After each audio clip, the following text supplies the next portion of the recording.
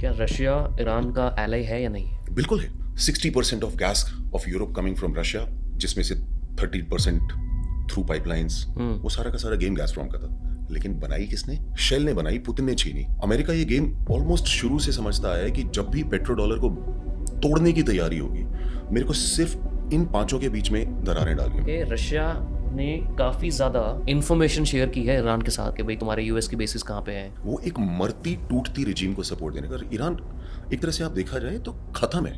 ये जो कट्टरवाद सारा का सारा इस्लामिक वर्ल्ड में शुरू हुआ है, ये सारा का सारा ईरान की देन है। तो ये सोच कहाँ से आई? ये सोच लेके आया खोमेनी। इन्होंने अपने 11-11, 12-12 साल के बच्चे भेजे हैं जो ट्रकों में इस्लामिक नारे लगाते हुए जाते थे इस्लाम के खिलाफ। अगर एलॉन मस्क का सैटेलाइट ऊपर से टेररिस्ट को कम्युनिकेशन नेटवर्क दे रहा है, is that satellite not a legitimate target? It is. Similarly Iran is saying कि अगर ये अमेजोन की फैसिलिटीज़, अगर ये माइक्रोसॉफ्ट की फैसिलिटीज़, अगर ये गूगल की फैसिलिटीज़, ये सारी की सारी चीज़ें मिलके अगर तुम्हारे को मेरे से ज़्यादा तेज़ बना रही हैं मिलिटरीली, ठीक है, मेरे को रशिया से सपोर्ट मिल रहा है, तुम मारो रशिया की सैटेलाइट को मार सकते हो। तो why is UN sitting in peace? Fake organisation है, पीस कीपिंग कुछ नहीं होता। तो मैं यूएन में नौकरी कर चुका हूँ, हमारा कोई काम नहीं था। तो होता क्या है वहाँ पे फिर?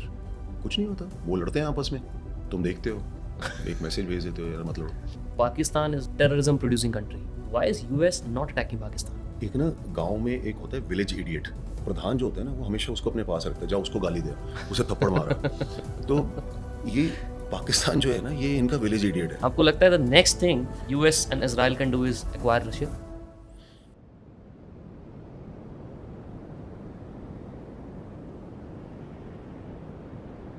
आगे बढ़ने से पहले प्लीज़ इस चैनल को सब्सक्राइब कर लो ताकि हम आपके लिए और इंटरेस्टिंग कंटेंट बनाते रहें। एंड जितना आप सब्सक्राइब करोगे उतने अच्छे गेस्ट को हम आप तक लेके आ पाएंगे। एंड सब्सक्राइब करना भाई एकदम फ्री है और सिर्फ 1 ही सेकंड लगता है सब्सक्राइब करने में, तो मैं वेट कर रहा हूँ, पहले आप सब्सक्राइब करो। Thank you and enjoy the podcast. मैं ना रशिया की जब बात कर रहे थे ना, तो मैं एक बहुत ही इंटरेस्टिंग सी स्टोरी देख रहा था। मतलब आपको भी पता होगा शायद इसके बारे में, बट मैं आपको हाईलाइट करना चाह रहा हूँ इसके ऊपर। मैं देख रहा था 1974 में ना अमेरिका ने सऊदी अरब के साथ एक सीक्रेट सी ट्रीटी की थी ओके। कि भाई तुम ऑयल जो बेचोगे ना, उसके बदले जो पेमेंट लोगे वो सिर्फ डॉलर्स में लो, ठीक है, और उसके बदले में हम तुम्हें अमेरिकन सिक्योरिटी प्रोवाइड करेंगे सऊदी अरेबियंस को, Right. ठीक है। अब कट टू 2023 में क्या हुआ, सऊदी अरेबिया ने पहली बार चाइना को जब सामान बेचा, ऑयल बेचा, तो उन्होंने जो वापस पैसा लिया वो लिया युआन में, युआन में लिया। ठीक है। और अब 2026 में स्ट्रेट ऑफ हॉर्मुज़ बंद हो गया। अब जो इंडिया को रशियंस जो बेच रहे हैं ऑयल, वो बेच रहे हैं रूबल्स में। तो ये जो घूम फिर के जो पूरी इक्वेशन बनी है, अब मुझे ये समझना है मेजर साहब कि क्या रशिया की ये पूरी गेम प्ले थी, ये सारा का सारा इक्वेशन जो बनाया है कि पेट्रो डॉलर को एक किस्म से ख़त्म करना है पूरे वर्ल्ड डोमिनेंस से, जो 50 साल पूरा पेट्रो डॉलर का डोमिनेंस चला है, वो पूरा ख़त्म करने का स्ट्रैटेजी था क्या? रशिया की स्ट्रैटेजी नहीं बोल सकते। आपने जो बात बोली है ठीक है, पेट्रो डॉलर्स जो शुरू हुआ था सऊदी के साथ शुरू हुआ था, मगर उससे पहले 70s में ये सारा का सारा गेम निक्सन का था। पहले सारी दुनिया की करेंसीज जो होती थी वो गोल्ड बेस्ड होती थी। तो 71 में अचानक निक्सन जागे और उन्होंने बोला कि अब गोल्ड बेस्ड नहीं है, तो मेरा जितना मन करे, कोई फ़र्क नहीं पड़ता कि मेरे खजाने में कितना गोल्ड पड़ा हुआ है, हाँ, मैं छाप दूंगा। उन्होंने छापना शुरू कर दिया, हेजिंग ख़त्म कर दी। hedging कर दी। तो गोल्ड के साथ जो उसका रिलेशन था वो ख़त्म हो गया। एंड सडनली वो बोलते हैं कि इतिहास का दुनिया के साथ जो सबसे बड़ा धोखा था वो था कि आपने सडनली बोला कि तुम्हारे सोने की कोई कीमत ही नहीं है, ये अटैच्ड ही नहीं है पैसे के साथ में, जो कि हमेशा से चलता आया था। तो वो उसका एक छोटा सा बैकग्राउंड था। फिर इन्होंने उसी डॉलर को सऊदी के साथ रिलेट कर दिया, ऑयल के साथ। और ऑयल के साथ रिलेट कर दिया। पहले सऊदी उसमें जुड़ा, उसके बाद बाकी जो देश थे ऑयल प्रोड्यूसिंग, ईरान उस समय उसमें नहीं था, पार्टिसिपेट नहीं था, मगर बाकियों को भी आप पेट्रो डॉलर पे ले आए। जब हम बोलते हैं कि ये गेम सारा का सारा रशिया का होगा, रशिया का अभी इतना वजूद नहीं है। कुछ चीज़ों में ऐसा हो रहा है कि आप किस साइड से उसको देखते हैं। चिकन एंड एग स्टोरी है, किसने पहले शुरू किया, कौन फॉलो अप कर रहा है, कौन छीन रहा है और कौन वापस ले रहा है। ये बहुत सारी चीज़ें हैं जो आपस में इतनी ज़्यादा इंटरट्वाइंड हो गई हैं, जो आप उसको धागे एक एक करके निकालोगे तब भी आप निकाल नहीं पाओगे। ठीक है, जब आप बोलते हैं कि रशिया ये पूरा का पूरा गेम खेल रहा है, तो अगर आप रशिया का नाम लोगे, आप यूक्रेन की बात करोगे इमीडिएटली। करेक्ट। यूक्रेन में जब आप जाते हो और आप देखते हो कि रशिया पहले 60% ऑफ गैस जो यूरोप में जा रहा था, लड़ाई शुरू होने से पहले तक रशिया वो बेचता बेच था, रहा था। हाँ। उस 60 पर उसके अलावा ऑयल भी था, मैं सिर्फ गैस की बात कर रहा हूँ, अराउंड 60%। और यूरोपियन कंट्रीज जो हैं वो मोटा मोटी गैस के ऊपर ज़्यादा डिपेंडेंट है compare to other energy sources. North Stream, आपकी गैस की पाइपलाइन नॉर्थ स्ट्रीम 1 चल रही थी करेक्ट। और नॉर्थ स्ट्रीम 2 बनाई जा रही थी जो जर्मनी को स्पेसिफिकली प्रोवाइड करने वाली थी। 30% of this gas was coming from Russia. अब सवाल ये है कि ये जो गैस थी, ये सारी कैपेसिटी क्या रशिया ने बनाई? उसके पीछे का भी थोड़ा सा बैकग्राउंड है। ये जब जब 90s में जब सोवियत यूनियन टूटा, इसीलिए टूटा क्योंकि सोवियत यूनियन के पास पैसे नहीं थे। जब देश खत्म हुआ, नया रशिया बना, तो रशिया के पास भी पैसे नहीं थे। सडनली फिर इन्हें पता चला कि हमारे पास गैस भी है, हमारे पास पेट्रोल भी है। हाँ। लेकिन खोद के उसको माइन रिफाइन करना। माइन करके, रिफाइन करके उसको गैस बना के बेचना, पेट्रोल बना के बेचना, वो कैपेसिटी नहीं थी। वो कैपेसिटी थी वेस्ट के पास। तो हम आज की तारीख में सुनते हैं कि ईरान में रेवोल्यूशन हुआ जिसमें इन्होंने बोला कि अमेरिकन हमारे देश का तेल खा रहे हैं, हमारे को कुछ मिलता नहीं। इराक में सद्दाम हुसैन ने बोला, कुवैत वाले ने बोला, वेनेजुएला वाला बोलता है कि अमेरिकन मेरा ऑयल चुरा के लेके जा रहे हैं, इस्तेमाल करना चाहते हैं, इसीलिए मैंने ये कर दिया। स्वेज कैनाल वाले ने बोला कि नहर मेरे देश में है, सारा का सारा फ़ायदा अमेरिकन उठा रहे हैं, ब्रिटिश उठा रहे हैं, फ्रेंच उठा रहे हैं, सब कुछ नेशनलाइज करो, वापस लेके आओ। रशिया जैसे एक बड़े देश के साथ भी ये ऑलरेडी हो चुका है। I am talking about Russia. यही चीज रशिया के साथ हो चुकी है। तो 90s में जब ये सारा का सारा गेम चल रहा था, उस टाइम पे शेल जो कंपनी है हाँ। ऑयल की, हाँ। अभी लंदन बेस्ड है, पहले रॉयल डच शेल हुआ करती थी। तो 50% शेल के तो प्लांट्स इंडिया में भी हैं। हर जगह है, सारी दुनिया में। It's one of the biggest oil companies on earth. या तो शेल वाले गए रशिया के पास कि तुम्हारे पास तो पैसे नहीं है, मेरे पास पैसा भी है, मेरे पास फेयर विदॉल भी है, मैं यहाँ पे माइनिंग करता हूँ, मैं निकालूंगा तुम्हारे देश से गैस, मैं निकालूंगा तुम्हारे देश से ऑयल। और शेल ने वहाँ पे शुरू कर दिया, साथ में साइन किया contract. We are talking about Russia जो यूएसएसआर से अभी जस्ट निकल के आया है, और USSR the only other super power at that point in time, Correct. उस समय खत्म हो रही थी। और उन्होंने एक अग्रीमेंट इनके साथ साइन किया $10 बिलियन का कि हम पैसे लगा रहे हैं, जब ये पैसा रिकवर हो जाएगा उसके बाद 50-50 करके जो भी उनका एग्रीमेंट रहा होगा, उसके बाद आपका पैसा इतना, हमारा पैसा इतना। तो जो ये टुच्चे टुच्चे छोटे छोटे देशों के साथ जो एग्रीमेंट होते थे, वो एग्रीमेंट इन्होंने किया रशिया जैसे कंट्री के साथ, और गेम शुरू हुआ। लेकिन उस अग्रीमेंट को वो बदलते गए बार बार। सो $10 बिलियन से शुरू किया था। रशियंस बदलते गए शेल। शेल अच्छा। कॉन्ट्रैक्ट बोलता था कि जब पैसा रिकवर हो जाएगा, और ये सारी दुनिया में चलता है, जो आपके टोल नाके हैं, हाँ हाँ, सही जो बात है। सड़कें बनती हैं, 10 साल का होता है पीपीपी कॉन्ट्रैक्ट, बट हर चलता बढ़ता रहता रहता है। हाँ है। बिल्कुल डीएनडी वाला जो नोएडा का जो था, correct. It was suppose to be 6 years 7 years। लोगों ने बोला ठीक है 6 साल में खत्म हो जाएगा, 7 साल में, तो 20 साल चलता है। हाँ, वो ऐसे बढ़ाते रहे, बोलते रहे जी तो अब नई कॉस्ट ये आ गई, अब नई कॉस्ट ये आ गई। सेम गेम इस कॉर्पोरेट ने खेला रशिया के साथ। $10 बिलियन वाज इनिशियल कॉस्ट होने का, बोला जब 10 बिलियन रिकवर हो जाएगा उसके बाद आधा तेरा आधा मेरा, भले भले आगे जिंदगी आराम से जिएंगे। वो बढ़ाते बढ़ाते उसको 25 बिलियन तक ले गए। रशिया की जेब में एक कौड़ी नहीं आई। ओह। फिर आया पुतिन। पुतिन ने थोड़ा उसको और ध्यान से देखा। उससे पहले एक गोर्बाचोव था, वो थोड़ा दबा हुआ आदमी था, यूएसएसआर तोड़वा दिया, तो कितना इंटेलिजेंट रहा होगा या कितना एबल लीडर रहा होगा आप समझते। उसके बाद बोरिस येल्त्सिन आया, वो वैसे ही शराब में धुत था। Then came Putin. ये एक्सपर्ट खेला हुआ खिलाड़ी था। इसने गेम बदलना शुरू किया। इसको आंख के सामने दिखाई दे रहा था कि यार मेरे रिसोर्सेज हैं, ये एग्रीमेंट है, और इस एग्रीमेंट को इस तरह से ये खेल के पूरा का पूरा गेम बदल रहे हैं, एक्सप्लॉइट कर रहे हैं मेरे को। पुतिन अगर उस समय ये बोलता कि मैं इजिप्ट की तरह सुएज को नेशनलाइज कर रहा हूँ, मैं ईरान की तरह सारे तेल के कुओं को नेशनलाइज कर रहा हूँ, सारी की सारी कंपनीज उठ के भाग जाती। सही बात। Russia needed money that time, गरीब थे। ये वो लोग हैं जिन्होंने ब्रेड के टुकड़ों के लिए अपने दांतों में से सोना, पहले दांतों में सोना डाला करते थे। रशियंस ने अपने दांतों से सोना उखाड़ उखाड़ के बेचा है ब्रेड के टुकड़ों के लिए। इतनी बुरी हालत हो गई थी जब यूएसएसआर टूटा था। वाओ। तो गुर्बत थी, गरीबी थी वहां पे। इन्होंने उन कंपनीज को रखना, कंपनीज को इनको रखेंगे मगर इस जाल में से बाहर निकलना है। तो उसके लिए पुतिन ने ट्रिक ढूंढी कि ये जो वेल्स होती हैं समंदर में जो घूम रही हैं, अगर डायरेक्टली निकालने की कोशिश करता, डायरेक्टली नेशनलाइज करता, तो गड़बड़ हो जाती। इसने कहानी सुनाई दूसरी वाली कि ये जो वेल्स हैं, इनका जो ट्रेडिशनल माइग्रेटरी रूट है वो इनकी वजह से डिस्टर्ब हो रहा है। अच्छा। और वो कहानी बना बना के इनको डाला बैकफुट पे, केस डाले अपने, जैसे हमारा नेशनल ग्रीन ट्राइब्यूनल है, इन्होंने अपने कोर्ट्स में केस डाले। And then the pressure came on Shell की बॉस, ये मामला बिगड़ सकता है क्योंकि ये दूसरी तरह से मेरे को अप्रोच कर रहा है। एंड इवेंचुअली इनको प्रेशर करके तब आपका बना गैसप्रॉम करके, जो जिन्होंने नॉर्थ स्ट्रीम बनाया, नॉर्थ स्ट्रीम 1, नॉर्थ स्ट्रीम 2, और ये जो 60% of gas off Europe coming from Russia, जिसमें से 30% थ्रू पाइपलाइंस, वो सारा का सारा गेम गैसप्रॉम का था। लेकिन बनाई किसने? पुतिन ने, शेल शेल ने। शेल ने बनाई, पुतिन ने छीनी। हाँ, तो जैसे मैं आपको बोल रहा था, चिकन एंड एग स्टोरी है। आप क्या चीज किसकी मान के चलते हो उसके ऊपर डिपेंड करता है। अगर आप ये बोलते हो कि रिसोर्सेज तो शुरू से ही रशिया के थे, तो रशिया का था। लेकिन शेल वाला बोले कि यार बनाया तो मैंने। बनाया तो मैंने, सही बात है। तो मेरा हुआ। रशिया वाले ने वापस जाके छीन लिया, गैसप्रॉम वाला बोलेगा। तो जैसे ही आप अपनी ही चीज किसी से वापस लेने के लिए चलते हो, दूसरा वाला बोल रहा है तू छीन रहा है मेरे से। हाँ, सो गेम रशिया का अलोन नहीं हो सकता। Russia has come into prominence again in the last 15 years. पिछले 15-20 साल जब से पुतिन वापस आया है, उसके बाद से रशिया वापस प्रोमिनेंस में आया है। रशिया पहले यहाँ था, फिर बिल्कुल डूबा, और फिर वापस से खड़े होना शुरू हुआ।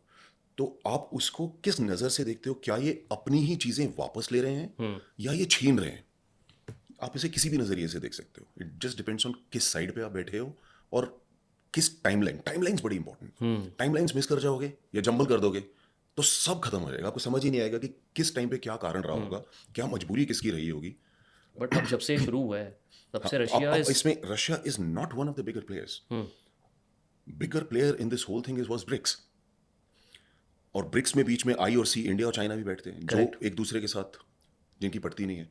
अमेरिका ये गेम ऑलमोस्ट शुरू से समझता है कि जब भी पेट्रो डॉलर को तोड़ने की तैयारी होगी, मेरे को सिर्फ इन पांचों के बीच में दरारें डालनी है। ब्राजील बहुत दूर बैठा हुआ है, उसको बहुत ज़्यादा फर्क पड़ता नहीं, ब्राजील का तो मेंशन ही नहीं होता कहीं। मेंशन ही नहीं होता, मगर इसीलिए वो बहुत ज़्यादा कॉन्फिडेंस के साथ अपनी बात रख भी पाते हैं, उठा भी पाते हैं। लेकिन हम फंस जाते हैं क्योंकि हमारी चाइना के साथ इक्वेशन जो है वो ऑलमोस्ट इनवेरेबली शक के ऊपर रही है, हाँ, एंड फॉर गुड रीज़न, क्योंकि हम चाइना को कभी यकीन कर ही नहीं पाए।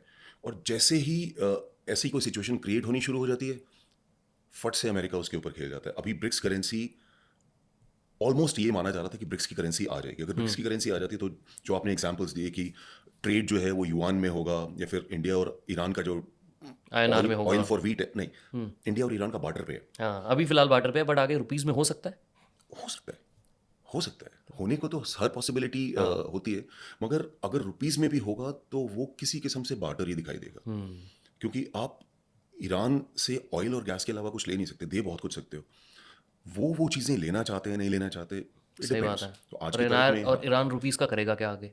रुपीस का आगे करेगा क्या? So that was the advantage of having a global currency which was the petro dollar और the dollar. Correct.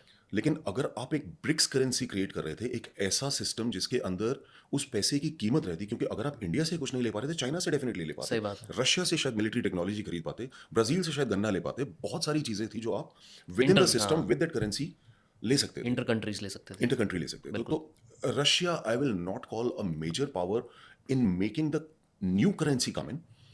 BRICS could have been, लेकिन अभी मामला पूरा का पूरा गड़बड़ है। अब नहीं हो, अभी आज की तारीख में नहीं हो सकता। बट जब से शुरू हुआ है ईरान इजराइल US वॉर, तब से Russia is almost making $150 million a day because of the ability to sell more gas and oil. तो सबसे बड़ा फायदा तो रशिया को हो रहा है इसके अंदर इस टाइम पे फिलहाल। इस टाइम पे सी, रशिया की अभी पूछ दबी हुई थी जब से यूक्रेन। आप ये सोचिए कि रशिया ने लूज कितना किया है 15 साल में, 20 साल में, जब से पुतिन आया है। बहुत सारी चीज़ें जो पुतिन ने एक एक तिनका जोड़ के खड़ी करी, वो एक यूक्रेन वॉर की वजह से वो सारी की सारी बिखर गई। ठीक है, बहुत बड़ा प्ले एक जो मिडिल ईस्ट में था, एक बहुत बड़ा प्ले जो अफ्रीका में था, जिसके बारे में हम में से कोई बात नहीं करता। मिडिल ईस्ट को हमेशा हमने ये सोचा कि ये तो गोरों को जब भी ऑयल चाहिए होता है, अमेरिका को ऑयल चाहिए, अमेरिका को ऑयल चाहिए। हाँ, लेकिन हमने रशिया की कभी बात ही नहीं की कि रशिया का भी यहाँ पे रोल है। USSR का हुआ करता था, लेकिन उसके बाद वो सारा का सारा रोल खत्म हो गया। फिर पुतिन ने दोबारा से ये सारी की सारी चीज़ें क्रिएट की। वो तार आपके जाके जुड़ेंगे सीरिया में। सो वो चीज़ें जो पुतिन ने क्रिएट की थी, वो सारी की सारी एक एक करके धड़धड़ा के टूट गई। यूक्रेन वॉर में पुतिन बहुत बुरी तरह से ट्रैप हो गया, क्योंकि इनिशियल इनका असेसमेंट ये था ये लड़ाई हम बहुत जल्दी खत्म कर लेंगे और शायद ज़ेलेंस्की भाग जाएगा, जैसे कि अफगानिस्तान में करज़ाई भाग गया था। राइट। जैसे ही तालिबान ने ऊपर मूव करना शुरू किया, करज़ाई फट से गायब हो गया करेक्ट। और अफगानिस्तान तालिबान के हाथ लग गया। ऐसी ही उम्मीद इनको थी जेलेंस्की से। ज़ेलेंस्की से, और ज़ेलेंस्की को यूरोप ने ऑफर भी किया था कि समय ठीक नहीं है, ये तो रशियन टैंक्स यहाँ पहुँच गए। कितना सा ज़रा सा देश था, अगर नकली घटिया टायर नहीं लगे हुए होते तो उनके टैंक्स पहुँच जाते। कीव आपने एक बार कैपिटल ले लेनी थी तो खत्म हो जाना था कि। तो जो लड़ाई 2 महीने 3 महीने की सोच रहे थे, वो 2022 से आज 2026 आज पहुँच गए। तो रशिया आज जो पैसे बना रहा है, आज वो हर एक कौड़ी, हर एक पाई के लिए वो उसको ऐसा लग रहा है कि हाँ मेरे लिए लिबर्टी आ रही है, मैं ये लड़ाई लड़ पा रहा हूँ, शायद मैं एक फेस सेविंग तरीके से इसमें से निकल भी जाऊँ, तो ठीक है, रशिया को एडवांटेज हो रहा है। लेकिन ऐसा नहीं है कि रशिया ये एडवांटेज चाहता है या चाहता था, बट रशिया का क्योंकि कोई ये गेम रशिया प्ले नहीं है इसमें, आप ये कह गेम सकते प्ले तो बहुत मैसिव गेम प्ले है, पूरे में गेम प्ले बहुत है। लेकिन अगर आप ये बोलें कि ये मिडिल ईस्ट जो अभी धड़धड़ा के गिरा है, इसमें रशिया ने कोई इस तरह का गेम खेला होगा जिससे उसको कोई एडवांटेज मिले वहां पे, वो कहना क्योंकि थोड़ा मुश्किल होगा। जो मैं पढ़ रहा था उसमें मैंने ये देखा कि रशिया ने काफ़ी ज़्यादा इंफॉर्मेशन शेयर की है ईरान के साथ, फॉर एग्जांपल सैटेलाइट डेटा कि भाई तुम्हारे यूएस की बेसिस कहाँ पे हैं, and so that the Iranians can attack all these US basis, so all this Intel was provided by Russians. Yes, and China. तो फिर गेम प्ले तो हुआ ना घूम फिर के बहुत बड़ा। नहीं, गेम प्ले हुआ, आप अब उनको सपोर्ट, नहीं नहीं, that is not what I am saying. Russia support इनको डेफिनेटली कर रहा है, हाँ। Repositioning your satellites to give ISR जो आपका होता है, इंटेलिजेंस सर्विलेंस एंड रिकॉनेसेंस, उसका सपोर्ट रशिया और चाइना आज की तारीख में कंपेरेबल दे सकते हैं, एज जैसा अमेरिका दे सकता है, जैसा इसराइल दे सकता है। सिमिलरली अमेरिका की सैटेलाइट्स ऊपर है, वो उनको रिपोजिशन करते हैं, सेंटीमीटर की एक्यूरेसी तक आप इंफॉर्मेशन पास ऑन कर सकते हो। वो सारी की सारी चीज़ें सपोर्ट रशिया ने दिया है, लेकिन वो डेस्परेट सपोर्ट है, वो एक मरती टूटती रिजीम को सपोर्ट देने का। ईरान एक तरह से आप देखा जाए तो खत्म है। अगर आप लड़ाई के पहले 9 दिनों में 49 टॉप लीडर्स को, पहले दिन में आपने 49 टॉप लीडर्स को निकाल दिया, और अगले 8-9 दिन की लड़ाई में आपने कंट्री को तबाह कर दिया, ऑब्लिटरेट कर दिया। हम ये देख रहे हैं कि चलिए आज सुबह हम पढ़ रहे हैं कि 2+2 aircrafts of US are down, हाँ। लेकिन ये this is a cost of war. लेकिन ये बोलना कि ईरान का हाथ ऊपर है, वो थोड़ा गलत होगा। ईरान को इन्होंने तबाह कर दिया। अगर आप पहले 8 दिन में, फ्रॉम अ मिलिट्री पर्सपेक्टिव, आप मिलिट्री पर्सपेक्टिव से देखिए, आप ये मत बोलिए कि 20,000 का ड्रोन शायद उड़ा रहा है ईरान, कितना सस्ते में लड़ाई लड़ रहा है, ये कितने महंगे टॉमाहॉक्स बर्बाद कर रहे हैं, मैं सारी चीज़ें मान के चलता हूँ। बट स्टिल अगर आप इसको ओवरऑल सिचुएशन देखेंगे मिलिटरीली, चाहे जितना भी पैसा लगाओ, इन्होंने एक एनिमी जो इनका 50 साल से, जो इनके लिए एक नासूर था, जो इनको चुभ रहा था पिछले 50 साल से, उसको आज की तारीख में तबाह कर दिया है। ईरान के ऊपर डायरेक्ट अटैक हुआ है 79 के बाद। एक अगर आप ईरान इराक वॉर्स को छोड़ दें तो ये पहला ऐसा अटैक है जिसमें आप बिल्कुल उसके सर पे हावी होकर बैठे हुए, और ये टूटेगा आज नहीं तो कल, किसी ना किसी किस्म से बदलाव आएगा। अमेरिका बहुत हद तक, और रादर इसराइल बहुत हद तक ईरान के अंदर घुसा हुआ है, मोसाद के थ्रू, इंटेलिजेंस एजेंसीज के थ्रू बहुत अच्छे से घुसा हुआ है। या तो रिजीम चेंज हो जाएगा, रिजीम चेंज मतलब सोच की चेंज। एक इस्लामिक रेवोल्यूशन की सोच है ईरान के अंदर, जो उसके बाकी नेबर्स को, जो सुन्नी नेबर्स हैं, जीसीसी कोऑपरेशन वाले गल्फ कंट्रीज जो हैं, वो डरते ईरान से इसलिए क्योंकि एक सोच है ईरान की जिससे वो घबराते हैं। ये बाकी 6 देश जो हैं ये राजाओं वाले देश हैं, हाँ। ये इस्लामिक रेवोल्यूशन वाला देश है, दोनों में फ़र्क है। और राजा हमेशा उससे डरता है। लड़ाई है चंद्रगुप्त मौर्य और चाणक्य वाली। तलवार राजा, मैं शासन करूंगा, या चाणक्य बुद्धिबल। तो ईरान बुद्धिबल है। ईरान बोलता है मैं थियोक्रेसी से आता हूं, मैं इस्लाम का पंडित हूं, ठीक है, और वो चाहता है कि जैसे मेरे यहाँ पे शूरा काउंसिल बैठी हुई है वैसे ही तुम्हारी भी बैठे, और तुम इस्लाम के बेसिस पे चलो। एक मौलाना तुम्हारे को बताए तुम कैसे चलोगे, ना कि एक राजा। और इससे वो डरते हैं। सो दैट इज द फियर। वो जो बोल रहे हैं ना रिजीम चेंज, क्या रिजीम चेंज? रिजीम चेंज की बात करो तो खत्म हो गया खमेनी, अब कोई और आएगा तो रिजीम चेंज नहीं। वो बोल रहे हैं सोच को चेंज करो। बट सोच एक दिन में थोड़ी बदलती है, या लीडर चेंज करने से थोड़ी बदलती बदल है। सकती, क्यों नहीं बदल सकती? रोमन एम्पायर होती थी दुनिया की सबसे बड़ी एम्पायर, उनका राजा था कॉन्स्टेंटाइन, राजा क्रिश्चियन बन गया, पूरा रोमन एम्पायर क्रिश्चियन बन गया। That is how you have Christianity as the biggest religion of the world. दुनिया का सबसे बड़ा रिलीजन क्रिश्चियनिटी है आपकी। करेक्ट। कैसे बन गया? और जीसस क्राइस्ट के जाने के 300 साल बाद। करेक्ट। कॉन्स्टेंटाइन जो एम्पायर था रोम का, रोमन एम्पायर को नीचे की तरफ ले आया था, वो क्रिश्चियन बना। जब वो क्रिश्चियन बना सारी दुनिया क्रिश्चियन बन गई, क्योंकि पूरी रोमन एम्पायर उसके नीचे क्रिश्चियन बन गई। चेंजेस तो हो जाते हैं। ईरान की आंख के नीचे सऊदी में और दुबई में आज की तारीख में आप जाके देखो, सऊदी वाला दुबई को फॉलो करने की कोशिश करो, अगर आप दुबई में अगर सड़क पे निकलते हो आपको लगेगा ही नहीं कि आप एक मुस्लिम कंट्री में हो। It's a very progressive, culturally open country. आपको जो कपड़े पहन के निकलना हो निकलिए, लाइसेंसेस लेके आपको एक इस्लामिक कंट्री में शराब मिल जाती है। Now Saudi Arabia is trying to follow all that because he knows कि आप कब तक अपने लोगों को सप्रेस करके, और वो सप्रेस इन्होंने किया भी इसी वजह से क्योंकि एक टाइम पे ईरान का प्रेशर नदिया के पार से आ रहा था। जिसकी वजह से इनको बदलना पड़ा। ये जो कट्टरवाद सारा का सारा इस्लामिक वर्ल्ड में शुरू हुआ है, ये सारा का सारा ईरान की देन है।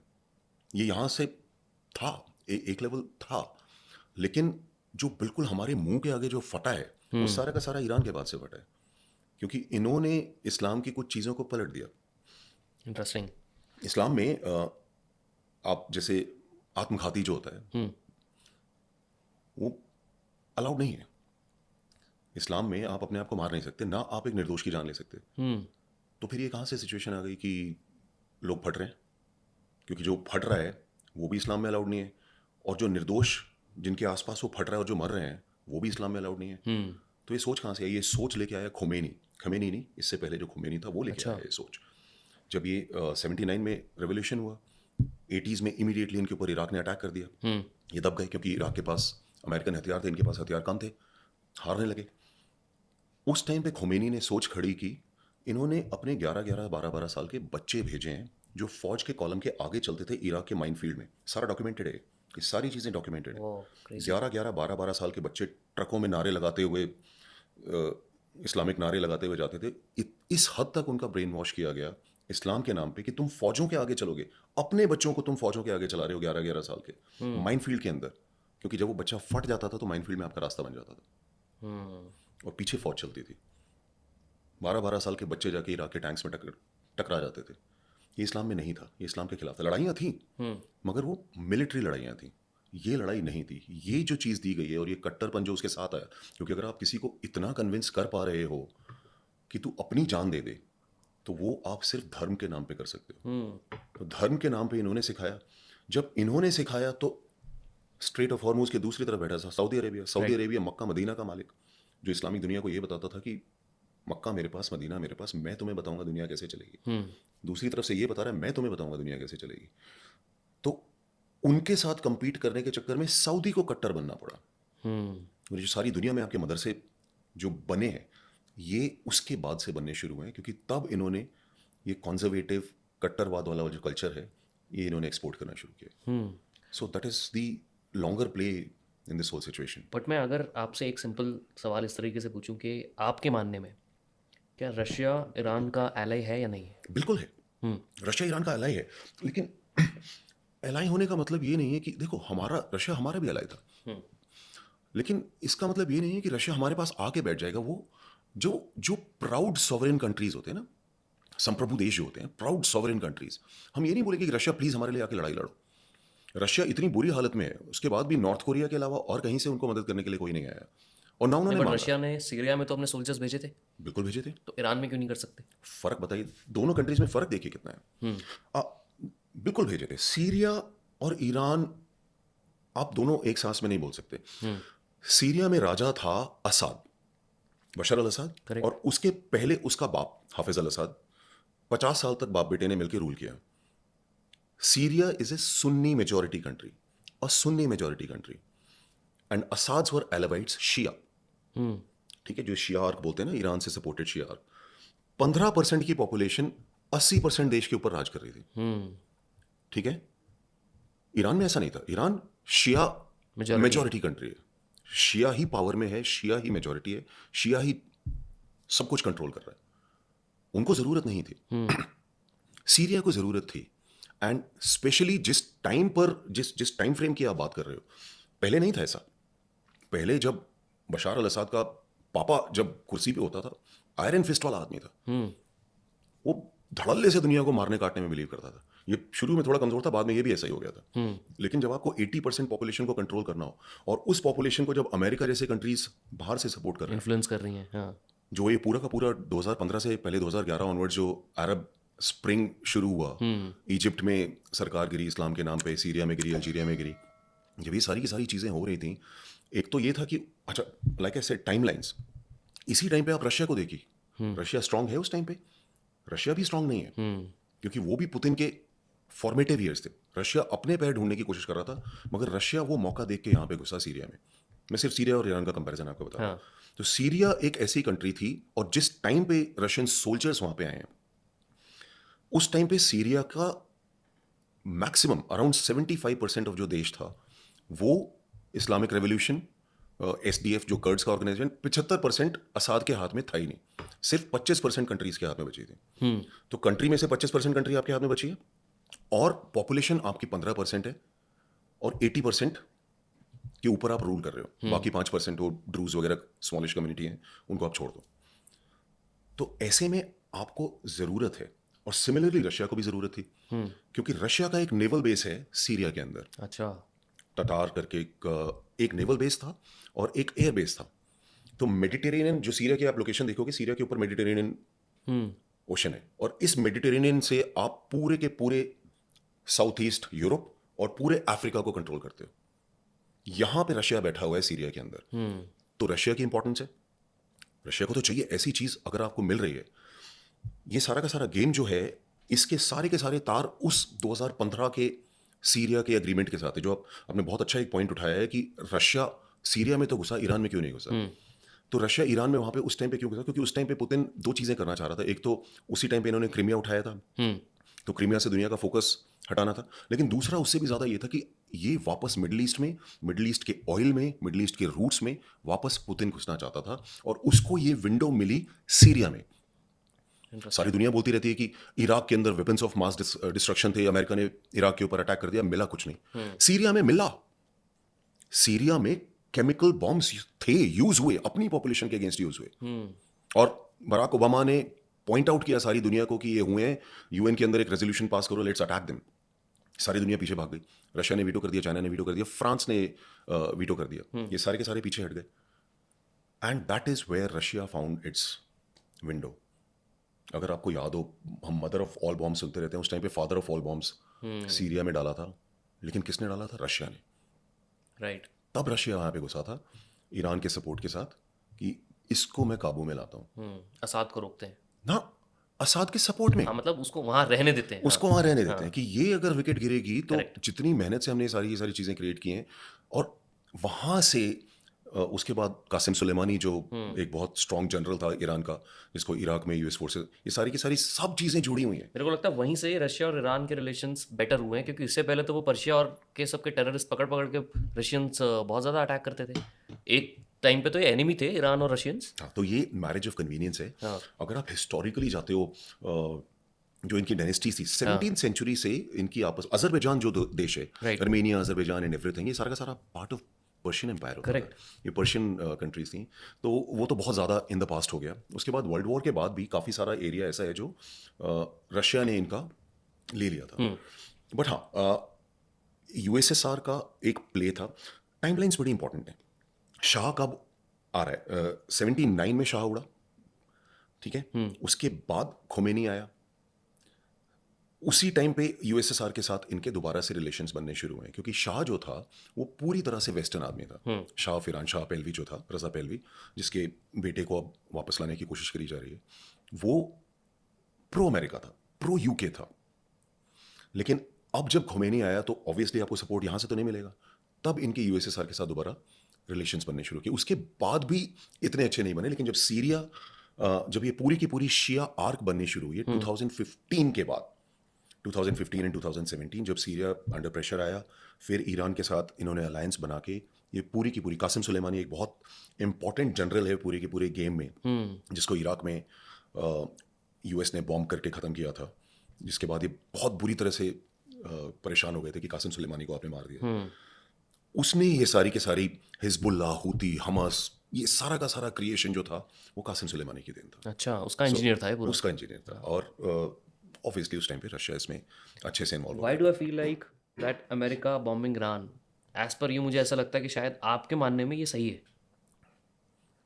आप एक चीज बार बार सुन रहे हो ना, सऊदी और यूएई बोल रहे हैं finish what you have started. हाँ, बार बार सुनने में आ रहा है। मैंने अभी आपको बताया, ये चाहते हैं कि ये रिजीम खत्म हो, क्योंकि इसकी वजह से इनको खतरा है बहुत ज्यादा। वो खतरा दिख भी रहा है वो उनको। खतरा दिख भी रहा है। 2 बार अमेरिका इसी पावर, इसी सोच को 2 बार अटैक कर चुका है, और 2 बार जल्दबाजी में वापस जा चुका है। और जो पीछे छोड़ के गया वो इतना बड़ा राक्षस था जो आज तक आपके काबू नहीं आया। आज अगर आप इसको छोड़ के चले गए, और इन्होंने मोरली भी अगर ये अज्यूम कर लिया कि हम जीत गए, कि अमेरिका बूट्स ऑन ग्राउंड लेके ईरान के अंदर नहीं घुसा, अमेरिका डर के चला गया, अमेरिका इकोनॉमी की वजह से चला गया, किसी भी वजह से अगर अमेरिका चला गया तो ये तीसरी बार होगा जब अमेरिका इस लड़ाई में से वापस उठेगा। बट जिस तरीके के नैरेटिव चल रहे हैं, स्पेशली अगर मैं ईरानियन मीडिया को देखूं, जो वो एआई वीडियोस निकाल रहे हैं रोज़ के रोज़, मतलब ट्रम्प कुछ बोलता है उसकी स्टेटमेंट पे वो एआई का एक वीडियो निकालते हैं जो इतना मॉकरी होता है ट्रम्प को लेके, मतलब it's a joke. Every day we see a new joke coming on Trump from Iranian medias and narrative warfare. उसको देख के तो लगता नहीं है कि Trump is winning somehow, it feels like Iranians are winning. See, reality में भी different on the ground. narratives are very different from reality. हाँ अभी पाकिस्तान अपनी नज़र में ये बोल सकता है कि मैं नकवी ट्रॉफी लेके भागे तो एशिया कप विनर मैं ही हूँ। हाँ जब भी आप सिंदूर की बात करते हो तो पाकिस्तानी ये बोलते ही नहीं कि हमारा कोई, वो तो आपको हमेशा बोल देंगे 6-0 6-0। हाँ हाँ हाँ हाँ बांग्लादेश के साथ जब बांग्लादेश क्रिएट हो रहा था, जब पाकिस्तान के साथ लड़ाई हुई थी, तब भी पाकिस्तान के हवाई जहाज नहीं गिरे थे। क्यों नहीं गिरे थे? हमारे गिरे थे, हाँ इससे ज़्यादा गिरे थे ऑपरेशन सिंदूर से। लेकिन लड़ाई कौन जीता? हमारे। क्यों हमारे हवाई जहाज ज़्यादा? क्योंकि हमारे उड़े। यार, जब अगर तुम्हारा हवाई जहाज उड़ेगा तो गिरेगा ना। जब बांग्लादेश बन रहा था, जब इनके हवाई चूजे जहाज तुम्हारे उड़े पास है ही नहीं, नहीं थे, खड़े हुए रनवे पे खड़े हुए थे, उड़ाए कहाँ से? रनवे। इंडियन एयरफोर्स ने रनवेज बॉम्ब किए। हाँ। इंडियन एयरफोर्स की जो ये पहली बार मैंने सुना है स्टेटमेंट कि तुम उड़ाओगे तो गिरेंगे ना। जब उड़ या तभी आपने 4th डे पे आपने बोला कि हमने नूर खान एयरबेस पे अटैक किया, वहां पे एक एवैक्स गया और हाँ। 1-2 प्लेन्स और गए। कहाँ गए? आसमान में नहीं गए, जमीन पे गए। हाँ क्योंकि रनवे तो ऑलरेडी बॉम्ब किया हुआ था, उड़ेगा कैसे? सो हाँ। आप वो नैरेटिव और है। बट आप मुझे बताओ, अमेरिका इस टाइम पे आपके पॉइंट ऑफ व्यू से, प्योरली आपके पॉइंट ऑफ व्यू से, not what Trump is saying, not what others are saying, is America winning this war और not? It is winning big time. आप किस तरह से ये अज्यूम कर रहे हो कि एक कंट्री को, यार क्या छोड़ा है उन्होंने? आपकी मिसाइल फैक्ट्रीज जहाँ पे आपकी मिसाइल्स बन रही थी वो उड़ा दी। आपके जो नॉन मिसाइल लॉन्चर, ठीक है, ईरान ने नुकसान किया है क्योंकि वो हिजबुल्लाह जैसा कोई छोटी ऑर्गेनाइजेशन नहीं है, वो हमस जैसा एक टेररिस्ट ऑर्गेनाइजेशन नहीं है, देश है पूरा का पूरा। 94 मिलियन पीपल, यार 10 करोड़ आदमी मायने रखता है। अगर हम ये बोलते हैं कि अधिकतर पॉपुलेशन भी उनकी इस रिजीम के खिलाफ थी, तब भी कुछ तो होंगे लड़ने वाले। 1 करोड़ 2 करोड़ बहुत बड़ा नंबर है, इट्स अ बिग कंट्री। हमेशा ऐसा नहीं होता कि ब्लैक एंड व्हाइट में, जैसे पाकिस्तानी ने कहा कि भाई हम हार गए, हाथ उठा लिए और हम हार गए, तभी हार मानी जाती है। हमेशा ऐसा नहीं होता। कभी कभी क्या होता है कि हार हो चुकी होती है, लेकिन आपके कुछ रेमिनेंट्स हैं जो पीछे से अभी भी एक मिसाइल यहाँ मार दी। मैं ये नहीं कहता कि अभी इंटेंस नहीं, अभी इंटेंस है। अगर 4 हवाई जहाज यूएस के कल की तारीख में डाउन हुए हैं तो लड़ाई अभी भी चल रही है। लेकिन आपने पहले 10 दिन के अंदर 80 to 90% of military capability Iran की खत्म कर दी। ठीक है, चाइनीज वेपन सिस्टम शायद तीसरी बार फेल हुआ है। हाँ। HQ-9B इनका लगा हुआ था, पाकिस्तान को भी इन्होंने दिया। Pakistan had no idea what was happening when Indian air force did the initial round of bombardment. Maduro के पास लगा हुआ था वेनेजुएला में, उसको कोई अंदाज़ा नहीं लगा। और अब ईरान, रशियन सिस्टम्स भी थे, सपोजिटली S-400 भी आ गया था, हालांकि S-300 की नॉलेज थी, मगर लेट दिसंबर में इट सीम्स रशिया ने S-400 भी ईरान को दे दिया था। वो भी आपका यूटिलाइज नहीं हो पाया। तो ये सारी की सारी चीज़ें होने के बावजूद, और वो सारी की सारी batteries they all been taken off. अभी कुछ ऐसे मिसाइल लॉन्चर्स हैं जो मैन पैक समझ लीजिए स्कैटर्ड वाले हैं, जो मेन फैसिलिटीज थी वो खत्म हो गई हैं। कल इजराइल ने बॉम्ब करके इनके स्टील प्लांट की 70% कैपेसिटी खत्म कर दी। एक ब्रिज भी तोड़ा। आपकी फैक्ट्रीज खत्म हो गई, आपके इंफ्रास्ट्रक्चर खत्म होते जा रहे हैं। आप क्या है, अब ब्लैकआउट में चल रहे हैं। Now they have attacked them on the electricity infrastructures. उन्होंने नई कोई टेक्नोलॉजी निकाली है कार्बन रिलेटेड, थ्रू विच पूरा ईरान ब्लैकआउट में चला गया। But who will pay for this war? We will pay for this war, the whole world will pay for this war. अगर कतार अगर ये बोल रहा है कि भैया एक गैस फैसिलिटी है विच इज़ बीन बॉम्बार्डेड, जो 5 साल की कैपेसिटी खत्म कर चुका है, जब आप उसको रीबिल्ड करेंगे तो पैसा कहाँ से आएगा? इसी दुनिया ने देना है, क्योंकि इसी दुनिया को तेल लेना है। तो आपके पेट्रोल प्राइसेस ऊपर जाएंगे, but these are small cost. और Iran, what about Iran? The infrastructure जो रोज के रोज बर्बाद हो रहा है वहाँ पे, उसको कौन बिल्ड करेगा? तो वहीं तो लड़ाई चल रही है ना कि हु ब्लिंक्स फर्स्ट, पहले कौन झपकेगा। सारी लड़ाई उधर ही है। बिल तीनों का फट रहा है। अमेरिका का बिल फट रहा है, ईरान का तो फट ही रहा अमेरिका में एक प्रेसिडेंट ऐसा बैठा है जिसने बोला था कि तुम्हारी सब चीज़ें सस्ती हो जाएंगी जब मैं आऊँगा। अब महंगी हो रही हैं। उनका मिड टर्म इलेक्शंस आ रहे हैं, उसकी भी हालत टाइट है कि मैं अपने लोगों के पास किस मुंह से जाऊँगा कि भाई मैं तो ये बोल रहा था और ये हो गया। एक तो वो हो गया, दूसरा इजराइल हो गया। इनका सर्वाइवल की लड़ाई चल रही है, क्योंकि जितने लोगों को फैक्ट्री में बैठ के काम कर, इट्स एन इंडस्ट्रियल नेशन, सारी दुनिया को अगर टेक्नोलॉजी बेच रहे हैं, चाहे आर्म्स हो, एमिनेशन हो, सैलिनेशन प्लांट्स हैं, खेती के बारे में आपको सिखा रहे हैं, इतनी सारी इंडियन इंडस्ट्री है जो इजरायली टेक्नोलॉजी यूज़ करती है, लेकिन वो टेक्नोलॉजी फैक्ट्री में जाके चलानी पड़ेगी ना। इसराइल का पॉपुलेशन इतनी कम है कि जो आदमी फैक्ट्री में काम करता है वही फौज की यूनिफॉर्म पहन के भी लड़ता है। अगर सारे फौज की यूनिफॉर्म पहन के लड़ रहे हैं तो फैक्ट्री में कौन काम करेगा? अब उनका जो नया जीडीपी आया है उसके सारे के सारे फिगर्स टॉप सीटर भी हैं, तो वो भी डरे हुए हैं, दिल उनका भी फट रहा है। और ईरान, आप चाहे कितना भी बोल लो कि मैं $20,000 का शायद ड्रोन उड़ा रहा हूँ, उसके पास 20,000 भी नहीं है यार। तुम्हारे पास तो $20,000 भी नहीं है उनको क्रिएट करने का, क्योंकि जो बना के संभाल के रखे थे उसमें से अधिकतर पहले 8-10 दिन में इजराइल खत्म कर चुका है। 80 to 90% of capability of Iran is known to have been destroyed. But then अगर ये 80-90% कैपेबिलिटीज डिस्ट्रॉय हो चुकी हैं, उसके बावजूद भी फिर स्ट्रेट ऑफ हॉर्मस क्यों नहीं खुल पा रहा?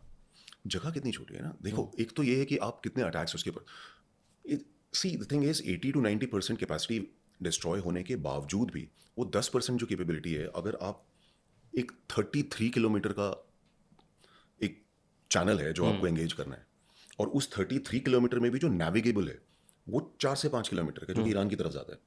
जो स्ट्रेट ऑफ हॉर्मूज इंपॉर्टेंट इसलिए है क्योंकि जहाज़ वहाँ से निकलते हैं, और दुबई भी इसीलिए इंपॉर्टेंट है कि वो जहाज़ जो है वो दुबई तक जा सकते हैं, उसके आगे नहीं जा सकते। तो Saudi Arabia, Kuwait, Qatar, Bahrain, इन सब का जो तेल है वो भी, तेल ही नहीं बाकी चीज़ें वो सारी सारी दुबई में आती हैं, क्योंकि दुबई का जो पोर्ट है उसमें गहरा है, 22 मीटर तक की गहराई है, तो वहाँ पे शिप आ सकता है।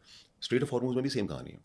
वो स्ट्रेट जो है वो कुछ जगहों पे गहरी है जहाँ से जहाज़ अंदर आ सकते हैं, तो वहाँ पे ईरान उनको चैलेंज कर सकता है। और ईरान अगर ईरान नहीं भी रह सकता, नहीं भी रहता, तो भी आपके पास कुछ वॉरलॉर्ड्स खड़े हो जाएंगे, जैसे अफगानिस्तान में हो गए, जैसे सोमालिया में हो गए। 10 एक साल पहले सुनते थे ना कि इंडियन नेवी ने सोमालियन पायरेट्स पकड़ लिए। एक आपने वो वीडियो भी देखा होगा, एक हेलीकॉप्टर में पायरेट्स आ गए। तो खत्म हो गई है वहाँ प्रॉब्लम ऑलमोस्ट। काफी हद तक इंडियन नेवी ने खत्म करी है, हाँ, लेकिन पूरी तरह से खत्म नहीं हुई अभी भी जहां पायरेट्स को मौका मिलता है वो अपने चांसेस ले लेते हैं। तो उसी तरह के स्ट्रक्चर यहाँ आ जाएंगे। ईरान की जो 30 से 40 डिविजन्स थी, जिनका आप बोल रहे हो कि अब सांप का फन आपने कुचल दिया, हेड पे कोई नहीं है, मगर ये है स्कैटर्ड, यहाँ पे बैठा है, जितने के पास इंटेलिजेंस थी आपने तबाह कर दिया, जो बच गए वो बचे हुए। लेकिन आप ये मान के चलिए कि आने वाले वक्त में ये बिक जाएंगे, ये सब बिक जाएंगे, और बिल्कुल वैसे ही बिकेंगे जैसे इराक में बिके। अब खरीदने वाले अमेरिकन होंगे, वो रास्ते आप ढूंढ लेंगे। एक तो मसाद काफ़ी अंदर तक घुसा हुआ है, एक अमेरिका के पास वो मनी पावर है कि आप धीरे धीरे उनको एंगेज कर लोगे, और आपने अगर उसको धीरे धीरे एंगेज कर लिया तो ये सारे के सारे इवेंचुअली आपके कंट्रोल में आ जाएंगे। और दूसरा ये कहना भी गलत नहीं होगा, हो सकता है यार ईरानी भी पक्का बैठा हो ना कि ठीक है, मैं क्यों इस तरह की ज़िंदगी जी रहा हूँ, ये स्टोन एज वाली ज़िंदगी में क्यों जी रहा हूँ। बट इंटरेस्टिंग बात यह है कि स्टोन एज की हम बात कर रहे हैं, बट ईरानियंस का IQ is much higher than a lot of countries. ये कैसे है फिर? सिविलाइजेशन है, पर्शियन सिविलाइजेशन है, तो आपके पारसी यहाँ पे बैठे हैं, आप उनके अगर इतनी सी संख्या होने के बावजूद भी इतने बड़े बिजनेस एम्पायर्स के ऊपर पारसी कंट्रोल कर रहे हैं, that means that acumen has been passed on from ages. तो बट उस एक्यूमेन को कंटिन्यूटी में भी तो रखना पड़ता है ना, अपने आप को शार्प रखने के लिए, अपने आप को अवेयर रखने के लिए, या ऐसी टेक्नोलॉजीज बनाने के लिए जो ईरान यूज़ कर रहा है, जिसके बारे में रोज़ मीडिया में आ रहा है कि ईरान ने ये वाली मिसाइल यूज़ की जो जिगजैग मोशन में काम करती है। हाँ। या अगर हम कल की बात करें कि उन्होंने प्लेन को डाउन कर दिया, तो इंटरसेप्ट तो अभी भी काम कर रहे हैं उनके, ठीक है। Even after 80-90% of the demolition has been done. ठीक है, तो how are they able to use such a high IQ from a country which has been living in stone age? मुझे उस पर आपका ओपिनियन समझना है। देखिए, पहली चीज़ ये अकेले नहीं है, इनको चाइना का सपोर्ट मिल रहा है। 60 planes from China landed just before the war started. अब उन 60 जहाज़ों में क्या आया, जैसे मैंने आपको बताया, S-400 इट सीम्स दिसंबर में इनको डिलीवर हो गई थी, HQ-9 इनको डिलीवर हो गई थी। बहुत सारी टेक्नोलॉजी ऐसी है जो बाहर से भी आ रही है। I go back slide bit to Syria. 2015 में जब रशिया वापस सीरिया के अंदर आया था, तो रशिया ने सिर्फ अपना वो जो सी बेस था, जो एक नेवल बेस वहाँ पे है, ततार वाला नाम मेरे को ठीक से याद नहीं आ रहा, सिर्फ वो नेवल बेस नहीं था जो रशिया ने अपने कंट्रोल में किया है, उसके अलावा 20 और आउटपोस्ट क्रिएट की। लेकिन उससे भी ज़्यादा रशिया ने वहाँ बैठ के अपने आर्म्स एंड एम्यूनिशन का लाइव टेस्टिंग करी है, live testing in a war zone. जो कैलिबर मिसाइल सिस्टम्स जो रशिया ने किया है, वो पूरा का पूरा वहाँ बैठ के लाइव दुनिया को दिखाया कि देखो कितने बढ़िया मेरे मिसाइल्स चल रहे हैं। सो वो सारी के साथ, और फिर वही यूज करके वही टेक्नोलॉजी मिडिल ईस्ट में बेची। तब तक आर्म्स टेक्नोलॉजी जो है वो यूएस बेच रहा था, फ्रांस बेच रहा था। Then Russia started selling that technology. They sold it to Egypt, they sold it to Algeria, they sold it to many other countries including UAE. इनको भी इन्होंने ये टेक्नोलॉजी बेची क्योंकि वो दिखा पा रहे थे आंखों के सामने। तो बहुत सारी ये टेक्नोलॉजी ऐसी है जो ईरान में बैठ के, ईरान में जो आपका बुशेर न्यूक्लियर प्लांट है, हाँ, वो रशियंस का है। वो रशियंस बैठे हुए थे वहाँ पे। उन्होंने ऑफर भी किया था कि बिल्कुल। भाई तुम कहते हो तो हम लेके निकल जाते हैं इसको। Correct correct. तो बाकी लोग भी हैं और ये सिविलाइजेशन स्मार्ट भी है। But at the same time to say that it's a very extremely industrialised country which is using its full potential नहीं यूज कर रहे। I am sorry to say this. Capability बहुत ज़्यादा है, रिसोर्सेज बहुत ज़्यादा हैं और दिमाग भी, like you are saying, IQ and intelligence is extreme. But एक मिडिवल सोच है जिसने इनको पीछे पछाड़ के रखा हुआ है। And that is the reason अगर कोई एक ढंग का लीडर खड़ा हो जाएगा तो जो रिसोर्सेज, जो माइंडसेट, जो लोकेशन, अब हमें पता चली कि ईरान की लोकेशन के एडवांटेजेस क्या हैं, ये सारी चीज़ें इस्तेमाल करके ये एक खूबसूरत देश भी क्रिएट कर सकते हैं। क्वेश्चन ये आता है कि who and why people want their देश टू बी खूबसूरत। हम लोगों की क्यों जिम्मेदारी बनती है, या अमेरिकन की क्यों बनती है, या बाकी लोगों की क्यों बनती है कि ये ईरान खूबसूरत हो? वैसे नहीं बनती, लेकिन अगर कोई देश आपको इन टर्न डिस्टर्ब कर पाए, एक न्यूसेंस एबिलिटी भी होती है कुछ देशों की। हुतीज हैं, खाने को दाने नहीं है उनके पास, मगर मिसाइल लॉन्चर लेके घूम रहा है, वो न्यूसेंस वैल्यू है। अगर वो आपको तंग कर सकता है तब भी उसकी अहमियत इतनी है। वो बोलते हैं ना कि बड़े भाई की कभी कभी, कि मैं रोज शाम को बैठ के रेत पे अपना मकान बनाता था और भाई शाम को आके लात मार के चला जाता था। तो भाई की जो न्यूसेंस वैल्यू थी वो ये थी कि तू पूरा दिन बना, लेकिन अगर तूने मेरे को पटा के नहीं रखा तो शाम को आके मैं इस पे लात मार के खराब कर दूंगा। तो ईरान की अगर ये एबिलिटी है, जो शिया आर्क पूरी है, उसने पूरे मिडल ईस्ट को डिस्टर्ब करके रखा हुआ है। मैं ये नहीं कहता कि अगर ये हट जाएंगे तो मिडल ईस्ट अचानक रातों रात, हो सकता है मिडल ईस्ट फिर पूरा ही बहुत ही बुरी हालत में पहुंच जाए, लेकिन चांसेस ये हैं कि अगर ईरान की जो सोच है हट जाएगी तो पॉसिबिलिटी ये है कि मिडल ईस्ट थोड़ा प्रोग्रेसिव रास्ते पे जाके some bit of semblance of peace is likely to come to Middle East. अभी जैसे आप बात कर रहे हो ना कि न्यूसेंस वैल्यू की वजह से खूबसूरत बनाना चाहिए, उस हिसाब से तो इंडिया को, पाकिस्तान को भी खूबसूरत बनाना चाहिए, क्योंकि उससे बड़ा न्यूसेंस कौन हो सकता है इंडिया के लिए? तो दुनिया बोलती आई है, हमेशा से बोलती आई है। बांग्लादेश के बारे में आप क्या बोलते हो? कई बार आप ये बोलते हो कि अगर ये प्रॉस्पेरस नहीं रहे तो इनके लोग उठ के भागेंगे और आपके पास आएंगे। हाँ राइट। जो जो हो भी रहा है, जो हुआ है, बिल्कुल जो हुआ है। 1960 से बांग्लादेशी गुर्बत से बचने के लिए, भूख से बचने के लिए इंडिया की तरफ भागता है। पाकिस्तान के साथ भी यही दिक्कत है। पाकिस्तान को अगर आप एंगेज करके नहीं रहोगे, थैंकफुली वो, अभी हमने उनको दूसरी तरफ एंगेज किया है, क्योंकि पाकिस्तान अभी तो धुरंधर में एंगेज है वो। अच्छा, मेरे को ना धुरंधर जैसी फिल्मों से बड़ी प्रॉब्लम है। धुरंधर क्या है, ऐसी पिक्चर है ना, आपकी जो रेज होती है ना, जो अंदर एक एक जो खुंदस होती है, वो खत्म कर देती है। हमें लगता है कि हमने फिल्म में जीत लिया तो इनका हिसाब बराबर हो गया। ये बदमाश लोग हैं, इनको सिर्फ फिल्मों से नहीं, इनको एक्चुअल में कूट के रखना चाहिए, तभी ये ठीक रहेंगे। तो धुरंधर जैसी फिल्मों को देख के ना खुश नहीं हो जाना चाहिए कि हाँ भाई हमारा बदला बराबर हो गया। नहीं, अब हमने उसमें बता दिया कि भाई दाऊद इब्राहिम बीमार इसलिए पड़ा हुआ है क्योंकि हमने कभी जाके उसको एक हाथ मिला के आ गया था कोई। नहीं यार, उस आदमी ने इस देश का जो नुकसान किया है, ही हैज़ टू पे द प्राइस फॉर इट। और अगर हम इस चीज़ से खुश हो जाएं कि धुरंधर में रणवीर गया और उसने उसको बराबर, नहीं, वो बदला बनता है, वो आपको लेना चाहिए, वो सारी दुनिया को दिखा के लेना चाहिए और ऐसे लोगों का एग्जाम्पल बना के दिखाना चाहिए।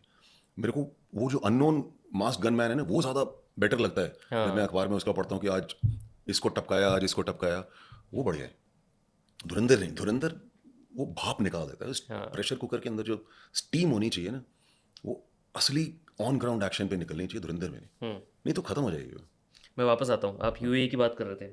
अब यूएई को सबसे बड़ा प्रोटेक्शन का प्रॉमिस दिया था अमेरिकन ने, कि आप जैसे सऊदी अरब को दिया था, same obviously the contract was कि यार तुम ऑयल का जो डीलिंग करते हो वो डॉलर्स में करो, उसके बदले प्रोटेक्शन तुम्हें मिलेगी। बट जिस तरीके से इस टाइम पे ईरान ने अपने ड्रोन्स के साथ अटैक किया है सारे यूएई गल्फ कंट्रीज़ पे, वहाँ दिखता है कि प्रोटेक्शन का कुछ यूज़ नहीं हुआ ज़्यादा, या आपके हिसाब से प्रोटेक्शन थी? प्रोटेक्शन थी, है, और बहुत हाई लेवल की है और बहुत अच्छी प्रोटेक्शन है। जितना यार एक कंट्री जो आपसे 30 किलोमीटर दूर बैठा हुआ है, आर्टिलरी गन की रेंज में है, वो प्रोटेक्शन तो है। आप सोचिए अगर ये प्रोटेक्शन भी नहीं होती तो क्या होता। प्रोटेक्शन तो है, ये सारे आपके iron dome, Patriot missiles and ठीक है, काफ़ी नुकसान भी हुआ है। अमेरिका का जो सबसे बड़ा दुनिया का जो रडार माना जाता है an HPS, that has been taken out है।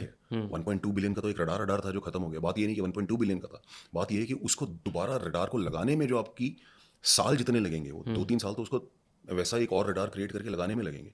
वो सब नुकसान हुए हैं, वो सब मैं मान के चलता हूँ। लेकिन आप ये नहीं कह सकते कि they have not been able to protect themselves, they have been. इन्होंने इंटरसेप्शंस किए हैं, चाहे वो थार्ड के थ्रू किए हों, चाहे NHPS के थ्रू किए हों। इतने सारी टेक्नोलॉजीज जो इन्होंने यूज़ की हैं, वो सारी वॉरफेयर है। कैजुअलिटीज़ तो होंगे, आप ये नहीं बोल सकते कि हर बिल्डिंग में लगा हुआ बॉम्ब मेरी हार है। नहीं, उस तरह से आपको कंपैरेटिव चीज़ें रखनी पड़ेंगी और आपको ये देखना पड़ेगा कि कितने गोल्स आपके इवेंचुअली अचीव हुए। अगर आप हर गिरते हुए बॉम्ब को बोलो, या ऊपर से एक ड्रोन फटा और उसकी डेबरी नीचे गिर गई, उसको भी आप ये बोलो कि ये मेरी हार है या तुम फेल हो गए, तो वो थोड़ी बेमानी हो जाएगी। जो है मिलिटरीली आपको वो ग्रांट करना पड़ेगा कि इन्होंने टेक्नोलॉजी तो डेवलप की है जो अच्छी है, जो इंटरसेप्ट कर। आप कंपैरेटिव देखिए ना, चाइना का इक्विपमेंट फेल, रशिया का इक्विपमेंट फेल, इनके तो अभी तक इंटरसेप्ट कर रहे हैं ना, रोक रहे हैं। और अ, ठीक है, आपको डैमेजेस दिखाई दे रहे हैं, हो भी रहे हैं, लेकिन जितने ड्रोन्स पहले 10 दिन में उड़ रहे थे उसके मुकाबले अब कितने उड़ रहे हैं? That number is fast coming down. और जैसे ही उड़ता है, इनके ड्रोन्स हैं जो 50-50 घंटे की फ्लाइंग कैपेसिटी वाले हैं, they are loitering all over the sky all the time. जैसे ही हल्का सा इनको रडार का सिग्नेचर मिल जाता है, साथ के साथ बॉम्बिंग हो जाती है। कभी कभी गलती क्या हो जाती है, हम सोचते हैं कि ठक से जवाब निकल आएगा, बस ये लड़ाई हुई खत्म। हाँ। और हो जाएगा। वैसा होता नहीं है, टाइम लगता है। हर चीज़ में, हर छोटी लड़ाई में, हर बड़ी लड़ाई में थोड़ा बहुत टाइम तो लगेगा। ना लड़ाई की शुरुआत पता लगती है, ना उसका अंत पता लगता है। ना उसका पता चलता है। तो हाँ ठीक है, फिर हमारे एयर चीफ का जो स्टेटमेंट आ रहा है, और बड़ा अच्छा स्टेटमेंट है कि हमें पता था कि हमें लड़ाई कब बंद करनी है। हमारे अचीव हुए गोल्स, और 4 दिन में हमने कहा ठीक है, अब तुम्हें तुम्हारी औकात बता दी, now we are backing off, we have conveyed our message, तो we knew when to close the war. But यहाँ अभी पे मुझे नहीं लगता ना। यहाँ पे देखिए, अभी तक जो इंडिकेशन सारे के सारे आ रहे हैं उसमें लग रहा है कि ये थोड़ा बहुत आगे जाएगा, मगर ये ऐसा नहीं है कि बहुत लंबा आगे जाएगा। ये नहीं जा सकता। दूसरी तरफ टेक्नोलॉजी बहुत सुपीरियर है। नैरेटिव्स का वॉर है, वो नैरेटिव आपको कंटिन्यूसली बता रहा है कि ईरान तो 20,000 की ड्रोन से तुम्हारे 300 मिलियन की मिसाइल को पकड़ के बैठा हुआ है, लेकिन वो मिसाइल तुम्हारा डैमेज कर चुकी है, ऑलरेडी कर चुकी है और आगे करती जाएगी। एक और चीज़ जो मैं पढ़ रहा था ना, तो अभी इसके बारे में हमने बात भी की है पीछे। One of the other connection of Iran and Russia, Y Russia is helping Iran is, जो ईरान का एक ही न्यूक्लियर पावर प्लांट है जिसके बारे में बात भी की, बुशेयर, जो रशियंस ने बनाया है। वहाँ पे ऑलमोस्ट 300 इंजीनियर्स हैं जो रशिया के काम कर रहे हैं, और काफ़ी सारे तो इवैक्यूएट कर भी लिए गए हैं ऑलरेडी। वहाँ पे रशियंस ने ऑलरेडी अपने इंजीनियर्स को इवैक्यूएट कर लिया है ईरान से, बट काफ़ी अभी भी हैं वहाँ पे। तो अब बात ये आती है, अगर अमेरिका उस न्यूक्लियर प्लांट को बॉम्ब करने का ट्राई कर रहा है, बिकॉज उनको करना है उसको, और वहाँ पे किसी रशियन का कैजुअलिटी हो जाता है, तो वहाँ पे आपको लगता है एस्केलेशन होगा? नहीं होगा, कोई एस्केलेशन नहीं होगा। Even after Russians are bomb. एक डेफिनेशन होती थी लेजिटिमेट टारगेट की। अच्छा, ये भी बड़ी इंटरेस्टिंग चीज़ है। सारी ज़िंदगी हम ये एक टर्म यूज़ करते रहे कि आपका लेजिटिमेट टारगेट क्या है।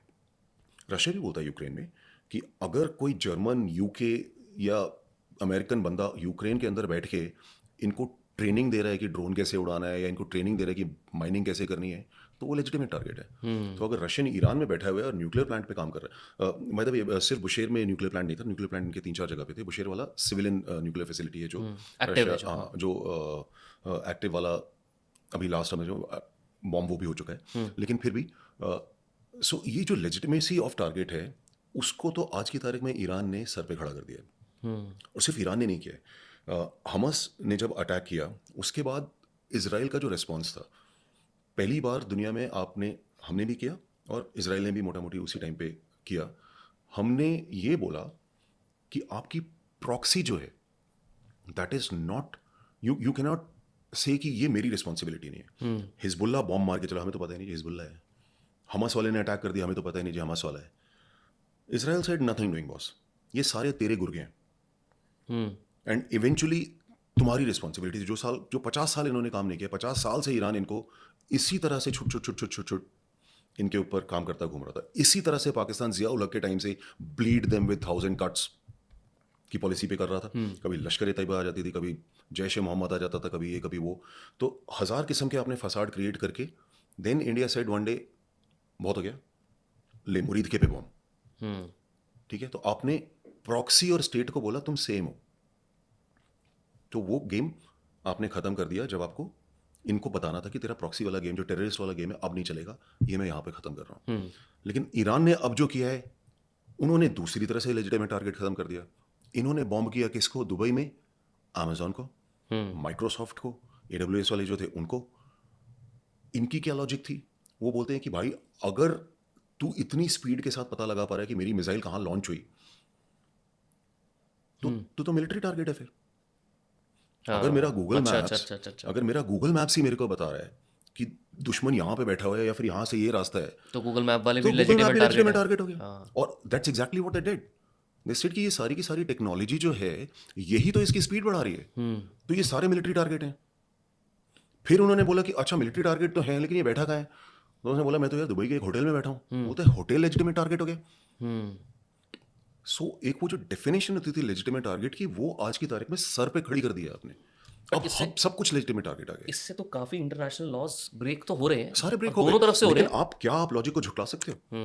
अगर एलॉन मस्क का सैटेलाइट ऊपर से डेटा दे रहा है, टेररिस्ट को कम्युनिकेशन नेटवर्क दे रहा है, हाँ, so is that satellite not a legitimate target? It is.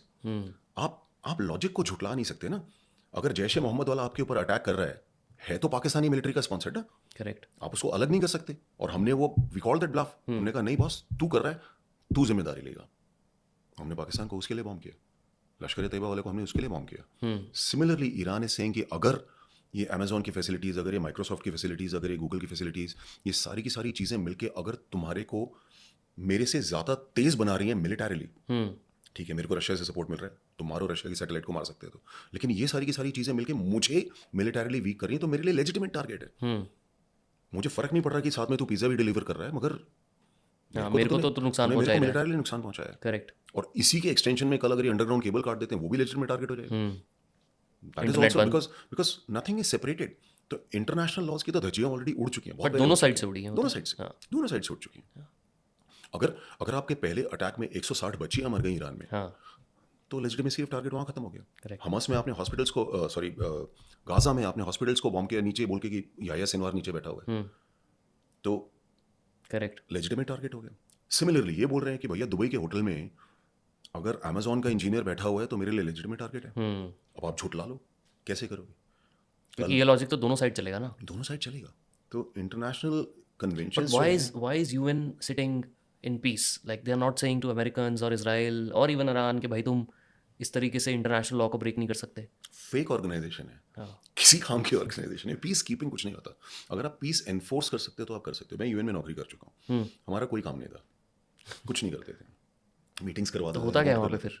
कुछ नहीं होता, वो लड़ते हैं आपस में, तुम देखते हो, एक मैसेज भेज देते हो, यार मत लड़ो, ऐसे नहीं होते, और अपनी जान बचाते हो।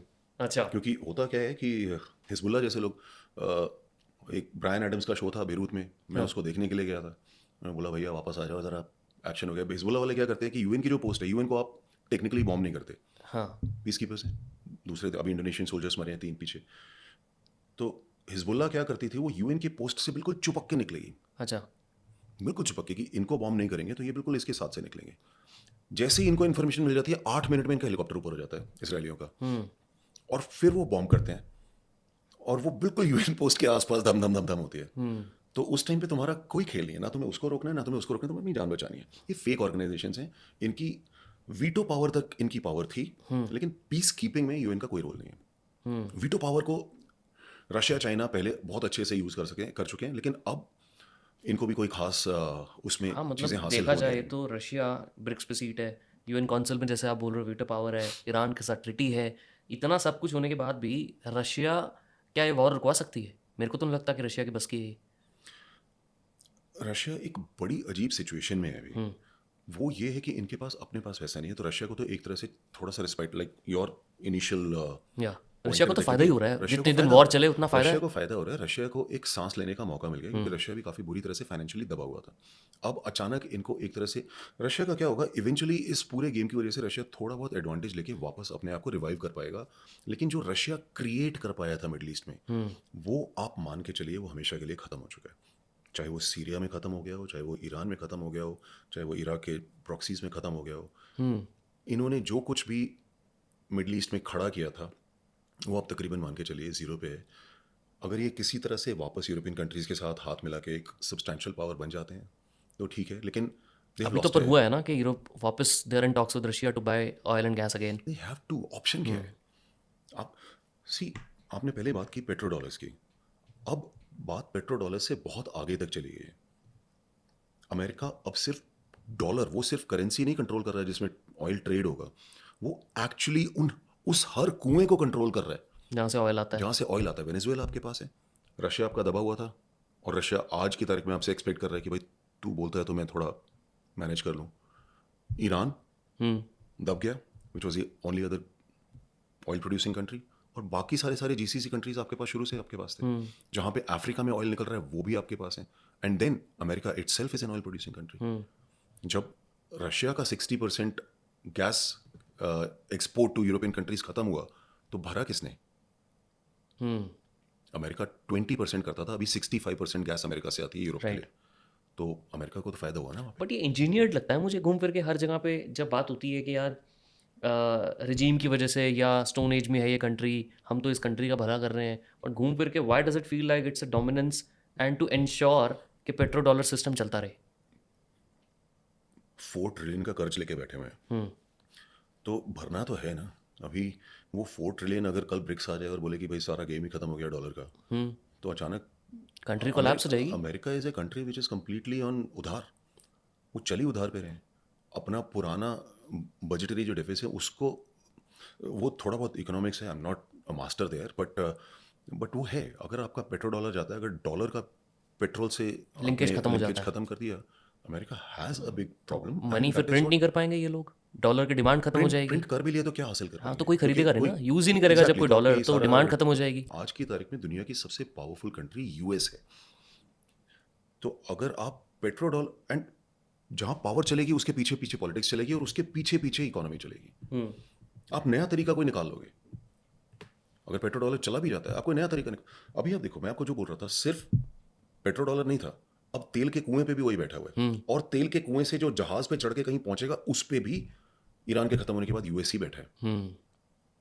स्ट्रेट ऑफ हॉर्मुज अगर कल यूएस कंट्रोल में चला जाता है, जो कि यूएई बोल रहा है कि जो आगे के आइलैंड्स हैं ये मैं लूंगा और declare them as international waters and everything, Iran का इसके ऊपर कोई कंट्रोल है, वो आपके काबू में आ गया, क्योंकि यूएई तो एक्सटेंशन ऑफ यूएस ही हुआ। करेक्ट। बाब एल मंडेब, आपने एक कंट्री सुनी होगी सोमालीलैंड, अभी बनी है पिछले साल। सपोर्ट करने वाली कौन सी कंट्री है? Israel and UAE. ये वो कंट्रीज हैं जो हुथीज जो अब करना चाह रहे हैं वो पहले सोमाली करते थे, कि हम 4 जहाज़ों के ऊपर मिसाइल मार देंगे तो आपकी बाब एल मंडेब यानी स्वेज से जो रास्ता आता है वो रुक जाएगा। तो अगर आप वो पावर क्रिएट कर पाओगे तो भी आप दुनिया को कंट्रोल कर लोगे। जरूरी नहीं है कि आपको डॉलर ही चाहिए, डंडा भी चलता है। तलवार के बेसिस पे दुनिया चली है, उन्होंने सोना नहीं मांगा, उन्होंने बोला गर्दन निकाल दूंगा भाई, सोना तो बाद में लेके जाएगा, सोने का क्या करोगे? मैंने बताया आपको, रशियन अपने सोने के दांत निकाल के चले गए। पैसे की कीमत बाद में आएगी, पावर की कीमत पहले आएगी, और पावर इनके पास है। अभी पावर की अगर मैं बात करूं तो रशिया बोल रहा हूँ, यूएस ने ईरान, मान लो ईरान पे फाइनली कंट्रोल आ जाता है, ठीक है, वेनेजुएला पे तो ले ही लिया, या क्यूबा का भी अलग उन्होंने हाल कर रखा है, अब ईरान भी आ गया, मान लेते हैं, एज्यूम कर लेते हैं कि ईरान आ गया, सारे ऑयल जो प्रोड्यूसिंग या जहाँ पे raw oil, crude oil available है वो तो अब घूम फिर के यूएस के कंट्रोल में है। अब बचता है सिर्फ रशिया जो मेजर है। आपको लगता है the next thing US and Israel can do is acquire Russia? Putin के रहते नहीं, क्योंकि Putin is a hardcore Russian nationalist. ठीक है, पुतिन ने कई बार कोशिश की कि मेरी इस दुनिया के साथ सुलह हो जाए, यूरोप के साथ। एक there was a time when Putin said कि let me be a part of European Union, let me be a part of NATO, कि क्या फ़र्क पड़ता है, हम सेम रेस हैं। वर्ल्ड वॉर में आपने लड़े हो ना जर्मन के खिलाफ, करेक्ट, आप लड़े हो, रशिया अमेरिका साथ साथ लड़े, और रशिया ने ज़्यादा खोया है अमेरिका के मुकाबले। 80 लाख सोल्जर रशिया के मरे हैं, तो ये फ़र्क तो है। नहीं, मैंने 80 लाख बोला, गलत बोला था, वो फिगर चेक करना पड़ेगा, बट मैक्सिमम कैजुअलिटीज़ जो थी वो रशिया की थी। सो अगर इतना नुकसान सह चुके हो आप पहले इकट्ठे, तो अब दोबारा इकट्ठे होने में क्या प्रॉब्लम है? बट आपकी प्रेडिक्शन है कि रशिया पे हो सकता है ऐसा? मान लो पुतिन चला जाता है तो? हाँ, क्यों नहीं हो सकता? मैंने आपको अभी शेल का एग्जांपल दिया। हाँ, अगर एक ब्रिटिश कंपनी जो हार्डकोर दुश्मन, जो आपको हमेशा से मारने के लिए तैयार रहा, वो आपके देश में आपके साथ एक कॉर्पोरेट अग्रीमेंट करके चला गया और आपको दबा के रखा, आपके देश की गैस को पकड़ के रखा, तो कोई हल्का आदमी अगर आ जाता है पुतिन, जो पुतिन जितना स्ट्रांग ना हो, definitely not through a straight war, आपको स्ट्रेट वॉर लड़ने की जरूरत नहीं है ना, अगर आप पीछे से पकड़ लेते हो। आप डीप स्टेट वॉर कर सकते हो, स्ट्रेट की आप जरूरत नहीं स्टेट, एक कंट्री जो इतना बड़ा न्यूक्लियर स्टॉकपाइल रख के बैठा हो, उसके ऊपर आप अटैक करके नहीं जीत सकते। है। हाँ। आप यूक्रेन को ऐसा एग्जाम्पल ना समझें कि कल नेटो इनके ऊपर अटैक कर देगा क्योंकि यूक्रेन ने इनको दबा रखा है, वैसा नहीं है। एंड ऑफ द डे वो बोलेगा बॉस पड़ी है मेरे पास बैलिस्टिक मिसाइल, बता कहाँ मारता हूँ। सेम चीज़ तो ईरान के पास भी है न्यूक्लियर की, अगर हम बात करते हैं जिसके चक्कर में अटैक हुआ है। आपने बोला है रशिया पे अटैक करना डायरेक्ट कोई सेंस नहीं बनता बिकॉज न्यूक्लियर वॉरहेड्स हैं उसके पास। यही ऑब्जेक्शन तो ईरान के पास भी कह सकते हैं कि ईरान पे फिर डायरेक्ट अटैक क्यों किया, ईरान उसके के पास भी न्यूक्लियर बम न्यूक्लियर। नहीं था ना। पॉइंट तो वही है ना उनका कि न्यूक्लियर एनरिचमेंट प्रोग्राम है उनका, उसको हम लोग वो तो करेंगे। एग्जैक्टली वही लॉजिक उन्होंने यूज किया ना कि कल अगर ये न्यूक्लियर पावर बन गया तो ये जितना बड़ा राक्षस आज है, ये इससे 10 गुना बड़ा राक्षस बन तो वहाँ जाएगा। तक बनने ही नहीं देना तो उसको। हमें वहां जा पहुंचने नहीं देना हमारे को। That is why that war took place. India और पाकिस्तान की एक level of immunity, for that matter north Korea वाले की इम्यूनिटी क्या है, राइट। यही है कि उसके पास न्यूक्लियर बॉम्ब्स हैं। करेक्ट। हाँ, उनका थोड़ा सा एडवांटेज ये भी है कि रशिया और नॉर्थ कोरिया का पैक्ट है to defend each other, but वो सब मायने नहीं रखते। एंड ऑफ द डे आपको अपनी लड़ाइयाँ खुद भी लड़नी पड़ेंगी, और आपके अंदर अगर वो लड़ाइयाँ लड़ने की काबिलियत है तो दुनिया आपसे थोड़ा सा दूर रहेगी। इंडिया आज की तारीख में अग्नि 5 सीरीज़ के बाद आपके पास कैपेबिलिटी है डिलीवरी की, और आपके पास न्यूक्लियर आर्सनल है। तो एक चाइना जैसा कंट्री भी 4 बार सोचेगा ना कि do I have to mess around with this country. But interesting बात ये है कि जिसके पास न्यूक्लियर वॉरहेड्स हैं, US doesn't want more countries to have nuclear warheads some sort of way. मतलब उसको नहीं चाहता वो कि यार कंट्रीज इतनी स्ट्रांग बने कि कल को हमारे कोई एक उनसे थ्रेट रहे। अब इंडिया के पास भी कैपेबिलिटीज़ हैं। Why is US okay with India having all this capabilities? US was not okay with India having this capability, इसीलिए हमारे ऊपर इमीडिएटली उसके बाद में सैंक्शंस लगे थे। हमने जोर ज़बरदस्ती करके अपना रास्ता वहाँ पे ले लिया। So that is a full credit to smiling Buddha, वो वाजपेयी जी आपको दे गए, because he took that stand. US did not want India to have that capability, US did not want Pakistan to have that capability, because US की नज़र में बोलने के लिए वो बोलेगा कि रीजन डिस्टेबलाइज हो जाएगा वगैरह वगैरह, मगर एंड ऑफ द डे उसकी पावर खत्म होती है। तो हमारे ऊपर बड़े एक्सट्रीम सैंक्शंस लगे थे, जिसके लिए मनमोहन सिंह काफ़ी टाइम तक रोते बिलबिलाते रहे थे कि भाई ये इतने एक्सट्रीम सैंक्शंस हमारे ऊपर लगे, हमारे को निकालो इस सिचुएशन में से। And our economy went down terribly because of those sanctions. वो ठीक है, उसके बाद आपने अपनी डिप्लोमेसी, अपनी इंपॉर्टेंस दिखा के यूएस के साथ फेंसेस मेंट किए हैं। तो बट एक बार आपके पास जो टेक्नोलॉजी आ गई वो आ गई, you can not unlearn what you have already learn. अगर मैं साइकिल चलाना सीख चुका हूँ तो मैं साइकिल चलाना सीख चुका हूँ। अब मैं ये बोलूँ कि मैं 20 साल से मैंने साइकिल नहीं चलाई पाई तो मैं भूल गया, नहीं बोलूँ, मैं सीख चुका हूँ। तो अब वो हमारे पास है तो है। बट एक इंटरेस्टिंग बात यहाँ पे एक आई है, आपने मेरे को ना एक अच्छी एंगल दिया बात करने के लिए, which is Pakistan play. Right, Pakistan के पास भी न्यूक्लियर कैपेबिलिटीज़ हैं।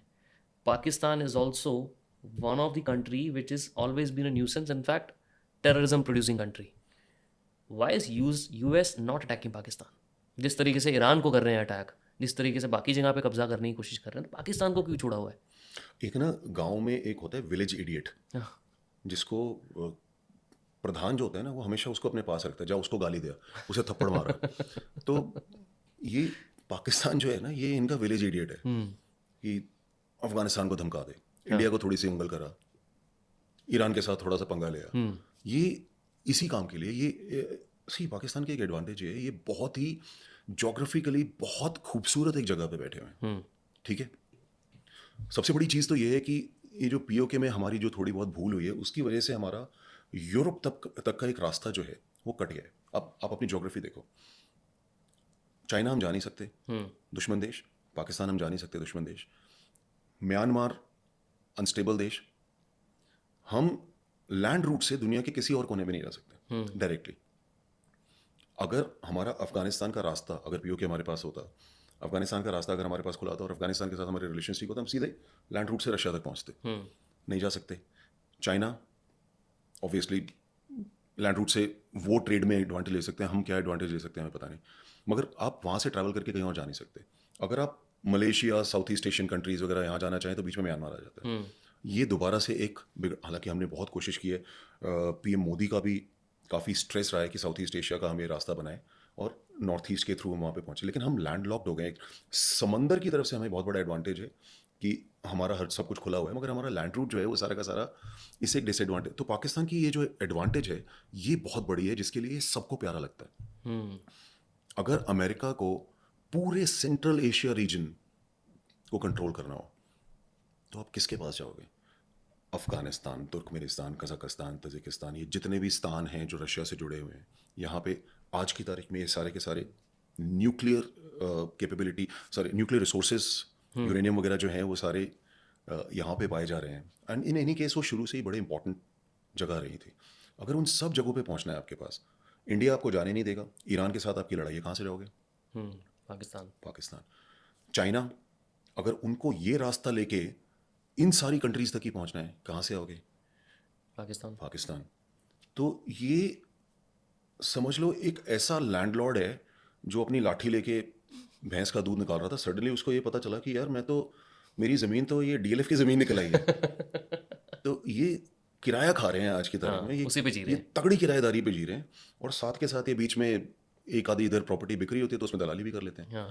तो ये इनका एडवांटेज है और ये न्यूसेंस वैल्यू है जो पाकिस्तान की है। तो इसीलिए ना, आप सोचो पाकिस्तान और चाइना, सॉरी यूएस और चाइना, जो दो ऑपोजिंग कंट्रीज हैं, दोनों के साथ पाकिस्तान बात कर रहा है and both are okay with it.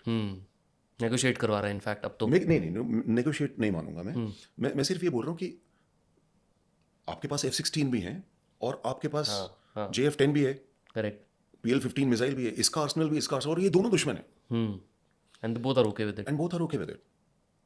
क्योंकि दोनों को पाकिस्तान बेल्ट एंड चाहिए। रोड में चाइना बैठा हुआ है और नूर खान बेस पे अमेरिका बैठा हुआ है, राइट। और दोनों एक दूसरे के दुश्मन हैं। तो इसका जो प्लॉट है वो अच्छी जगह निकला है। रिवर फेसिंग हुड्डा में प्लॉट निकला है इसका। हुड्डा में इसका, अच्छा इसको पहले पता नहीं था पहले। इंटरेस्टिंग। बट इंडिया की क्या सिचुएशन है आपके हिसाब से? बिकॉज देखा जाए तो सारे ब्रिक्स कंट्रीज ने कुछ ना कुछ कंडेम तो किया है इस पूरे सिचुएशन को, but India has been neutral in its stance for now at least. आगे क्या होता है नहीं पता, बट अभी तक तो न्यूट्रल है। Why do you think India is neutral and should India take a stance?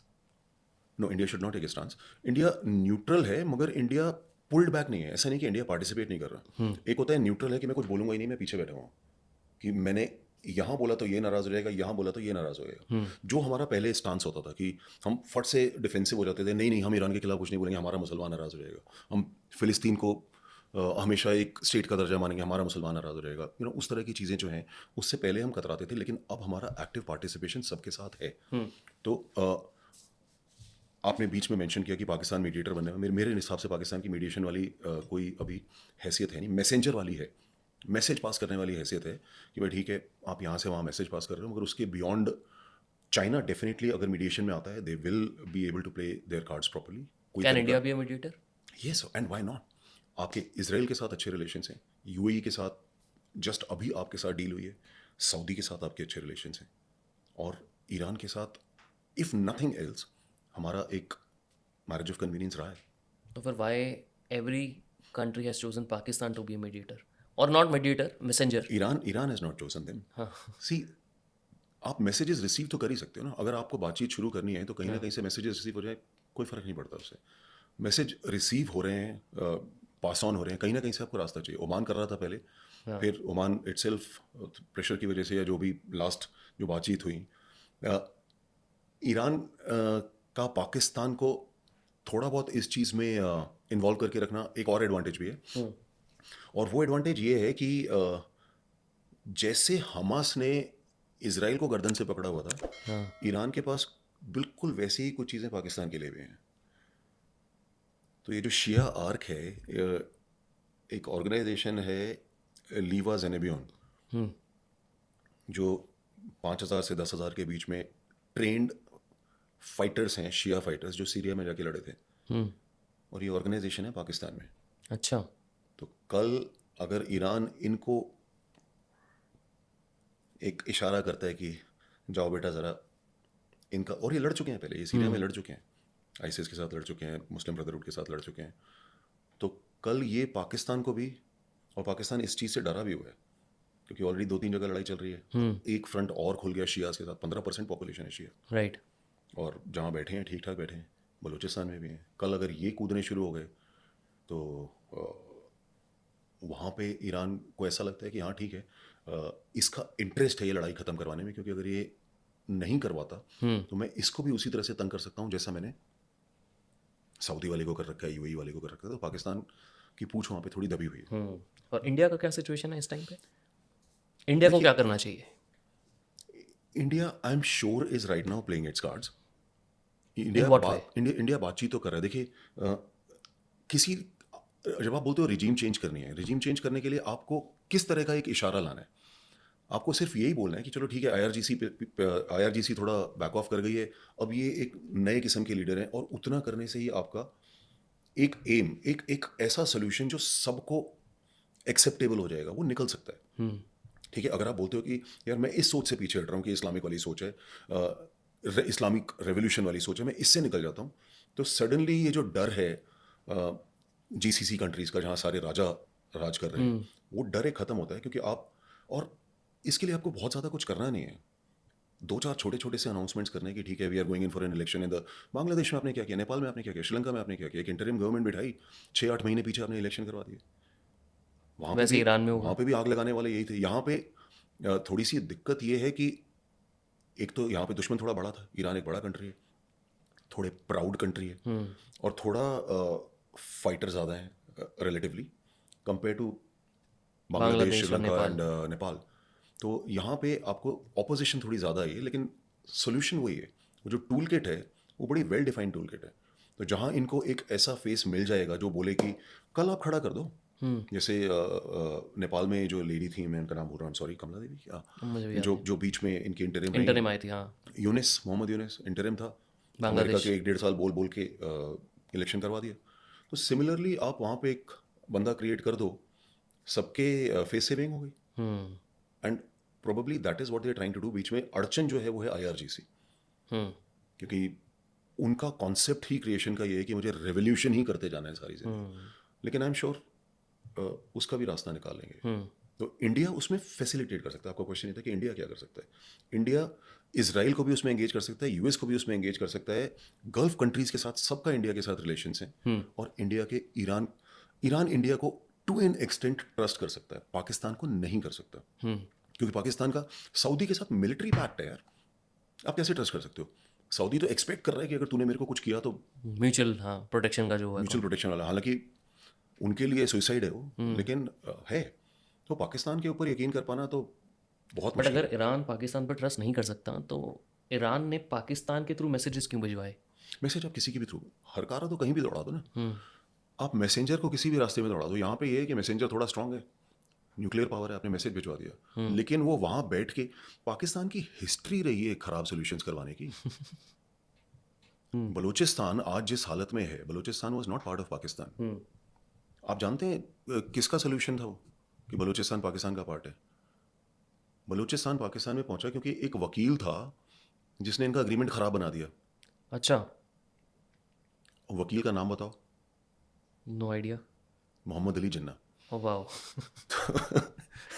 Mohammad Ali Jinnah इनका वकील था, and then they landed in Pakistan. इनकी हिस्ट्री है। अफगानिस्तान में भी तो इन्होंने मीडिएशन ही करवाया, देश का हाल देखो।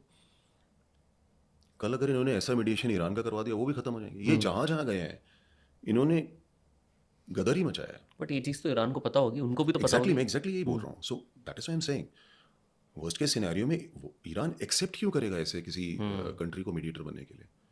मीडिएटर में एक लेवल ऑफ न्यूट्रलिटी और एक लेवल की, आप टेबल पे बैठे हो, किसी भी टेबल पे अगर आप बैठे हो तो आप ये कोशिश करोगे कम से कम एक बंदा तो मेरी साइड का बैठा हो। और जो हेड ऑफ द टेबल पे आप बोल दो कि पाकिस्तान वाला बैठ जाएगा जो पूरी तरह से बिका पड़ा है, उसको आप कैसे रखोगे? चाइना मैं मान सकता हूँ कि चाइना एक स्ट्रॉन्ग पार्टिसिपेंट हो सकता है, रशिया भी एक स्ट्रॉन्ग पार्टिसिपेंट हो सकता है, लेकिन चाइना और रशिया को अगर आप बिठाते हैं और किसी भी तरह से ईरान, करंट जो ईरान है, अगर वैसा का वैसा ही सर्वाइव कर गया तो बाकियों के एम्स मीट नहीं होते। तो गोली नहीं बना देखिए, उसका। क्लोज तो अमेरिका के टर्म्स पे होगा, आप जितनी भी कोशिश कर लो, क्लोज तो अमेरिका के टर्म्स पे होगा। What will be these terms? जो ये बार बार रिजीम चेंज बोल रहे हैं, इन्हें एक कठपुतली सरकार चाहिए जो इनके इशारे पे चलेगी। तो घूम फिर के अगर मैं बोलूँ तो इवेंचुअली आज अगर वॉर खत्म होता है तो विनर इज अमेरिका और एनीबॉडी एल्स। अभी हम कहीं पहुंचे ही नहीं है, इसीलिए खत्म नहीं हो रहा है। हाँ, बट मान लो हो जाता है 1 महीने में, 2 महीने में, and the outcome is eventually regime change, that's all.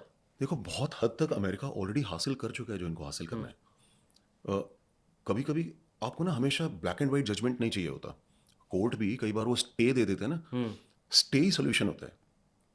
यार हमारे केस पे तो स्टे लगा हुआ है, हम अपने घर में रह रहे हैं, हाँ तो वो स्टे होता है ना, कई बार वही सोल्यूशन होता है। तो अगर करंट स्टेटस में भी निकलते हैं, आपने इस रिजीम को डिग्रेड कर दिया जब आप इनिशियली घुसे थे। हालांकि लोग बोल रहे हैं कि चेंजिंग गोल पोस्ट है, अभी डेमोक्रेट्स अमेरिका में क्या बोल रहे हैं कि कभी बोल देते हैं ये एम ऑफ वॉर था, कभी बोल देते हैं ये एम ऑफ वॉर था। तो वहाँ पे थोड़ा सा दिक्कत है। लेकिन अगर आप बोलो कि इनके न्यूक्लियर वॉरहेड्स आपको निकालने थे, वो आपने डिग्रेड कर दिए। मिलिट्री इनकी जो लीडरशिप थी उसको आपने खत्म करना था, वो आपने खत्म कर दिया। तो कुछ भी कर लो, न्यू लीडरशिप तो आएगी ही आएगी। कैसे आती है, किस तरह से आती है, किस किस्म की आती है, उसमें बहुत हद तक आपका कंट्रोल रहेगा, क्योंकि आपने इनको काफ़ी हद तक दबा दिया है अभी। तो बहुत सारी चीज़ें ऐसी हैं जो ओवरऑल अमेरिका के कंट्रोल में अभी हैं, अमेरिका के फेवर में अभी है। बहुत सारी चीज़ें अमेरिका ऑलरेडी अचीव कर चुका है। जो एक चीज़ है जिसकी वजह से ये थोड़ा अंडर प्रेशर आ रहे हैं, वो है स्ट्रेट फॉर्मर्स कि सारी दुनिया का तेल रुक गया। जो कि उनको एक्सपेक्टेड नहीं था शायद। एक साल पहले भी लड़ाई तो हुई थी इसराइल की और ईरान की। उस टाइम पे जितने भी अटैक्स ईरान ने किए, वो सारे के सारे इसराइल के ऊपर थे, स्पेसिफिकली इसराइल के ऊपर। लेकिन लाइक आई सेड, इस बार इन्होंने लेजिटिमेट टारगेट की डेफिनेशन बदल दी। इन्होंने बोल दिया कि अगर तुम यूएई हो और सऊदी हो और कुवैत हो और बहरीन हो, अगर तुम सपोर्ट कर रहे हो अमेरिका के, अगर बेसिस वहाँ बैठे हुए हैं, तो छोटा शैतान बड़ा शैतान सब मेरे लिए बराबर हैं, और तुम शैतान के दोस्त हो, मैं तुम सबके ऊपर भी बॉम्ब करूँगा। तो लेजिटिमेट टारगेट इस बार बदल गया। तो वो एक चीज़ थी, अंदाज़ा तो इनको था कि ये फ्रंट ये खोल सकते हैं, इस एक्सटेंट तक खोलेंगे, इसका अंदाज़ा शायद इनको ये था कि शायद बीच में हम अपनी चीज़ें अचीव कर लेंगे।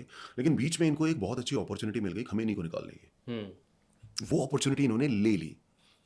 When they took off Khamenei out of the game, तो थोड़ा सा डिसबैलेंस हो गया, मगर ये कर लेंगे स्टेबलाइज। इनके अंदर है कैपेबिलिटी है। कितने दिन आपको लगता है और चलेगा ये? मैं अपने दोस्तों को पिछले 2 हफ्ते से ये बोल रहा हूँ, इस हफ्ते के अंदर हो जाएगा।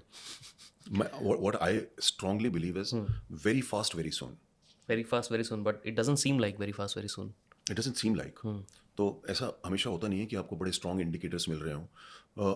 होता क्या है, जब आप टेबल पे बैठे होते हैं ना, तो आपको थोड़ा बहुत अपने मसल्स दिखाते रहने पड़ते हैं, जिससे कि अगले को लगे कि हाँ, इसके अंदर बात दम करने है की। अभी भी, हाँ। तो ईरान चाहे जितना भी बोलता रहे हमारी किसी के साथ बातचीत नहीं चल रही, इनके साथ हम क्या बातचीत करें, हमें बातचीत करनी ही नहीं, वगैरह वगैरह, लेकिन इन सारी बातों के बावजूद भी बातचीत चल रही है, और ठीक ठाक अच्छे लेवल की बातचीत चल रही है। वो सोल्यूशन किस स्टेज पे किस लेवल का आ सकता है, just that is the creasing point, but otherwise बातचीत चल रही है। And eventually what's gonna happen to Russia out of all of this? Russia Middle East में it will come out as a loser. देखिए, यूक्रेन वॉर के बाद Russia overall बहुत कुछ खो चुका है। सीरिया क्यों हाथ से निकला रशिया के? क्योंकि यूक्रेन में रशिया उलझ गया। सीरिया कंट्रोल ले लिया था ना, राइट। रशिया ने सीरिया, और सीरिया के थ्रू पूरे मिडिल ईस्ट का कंट्रोल ले लिया था। पूरा this axis of resistance was in Russia's pocket. Correct. फिर सीरिया क्यों गिर गया, सब कुछ जीतने के बावजूद भी? यूक्रेन। क्योंकि आप यूक्रेन में फंस गए। यूक्रेन में सडनली आपको रियलाइज हुआ कि यार, ये तो मेरे पास अपने पास हथियार कम है। आपकी S-300 बैटरीज जो सीरिया में लगी हुई थी, आपने उठाई, रशिया में वापस भेजी। That is the time suddenly Asad, end of the day 15% population थी यार उसके पास, यार वो फंस गया वहाँ पे। That is where you lost Syria. Syria के गिरने के बाद जैसे ही सीरिया गया, हिजबुल्ला गया, क्योंकि Hezbollah was directly supported by Syria and through Iran. Right. और वो गेम चलते चलते आपकी पूरी की पूरी जो आपने चेस बोर्ड बिछाया था, वो सारा का सारा झड़ना शुरू हो गया। तो मेरे हिसाब से रशिया का मिडल ईस्ट में बहुत कम से रह जाएगा। और ईरान भी कहीं ना कहीं पे बैठा हुआ ये सोच ही रहा होगा ना कि यार, जब मेरी सैटेलाइट्स आपने दे दी, मगर बियॉन्ड दैट अगर आप मिलिटरली नहीं घुस रहे, मैं नहीं कह रहा boots on ground, but America ने भी बूट्स ऑन ग्राउंड नहीं डाले, मगर बाकी तरीकों से तो Correct. सपोर्ट कर ही रहे हैं ना। तो ठीक है, आपने पिन पॉइंट टारगेट्स दे दिए, आपने उनको इतनी मसल दे दी कि वो कल टेबल पे बैठ के एक ठीक ठाक सा फॉर्मूला निकाल लें। लेकिन उसके बियॉन्ड रशिया और चाइना इन्वॉल्व हुआ ही नहीं है। तो ये आपको सपोर्ट नहीं कर पाए। तो अगर नहीं सपोर्ट कर पाए, then where is the harm for them कि अपना देश बचा लें, किसी तरह से इस सिचुएशन से निकल जाएं। और वो निकल सकते हैं। बहुत सारे इंटेलिजेंट, फ्रांस ने वर्ल्ड वॉर 2 में पेरिस में जिस दिन नाजी घुसने वाले थे, उससे एक दिन पहले पूरी की पूरी फ्रेंच आर्मी पेरिस छोड़ के चली गई, खाली कर दिया, शहर खाली कर दिया। नाजीज अगले दिन एक गोली फायर किए बिना अंदर घुस गए। उन्होंने एक चिट्ठी लिख के वहां पे छोड़ दी, पेरिस को जलाना मत। अच्छा। तो लोगों ने ये भी किया कि कल तो देख लें, कम से कम मेरा शहर तो बच जाए, मेरा देश तो, घर तो बच जाए। राइट। कल की कल देखेंगे। तो वो सिचुएशंस भी ये सारी की सारी पार्टीज ले सकते हैं। अगर उस रास्ते जाता है, तब भी अमेरिका का भी अमेरिका का ही अपर हैंड रहेगा। मैं बस आपसे लास्ट क्वेश्चन पूछूंगा, do you think America will still be a super power 5 years down the line? It will be. इतनी जल्दी नहीं बदलने वाला कुछ।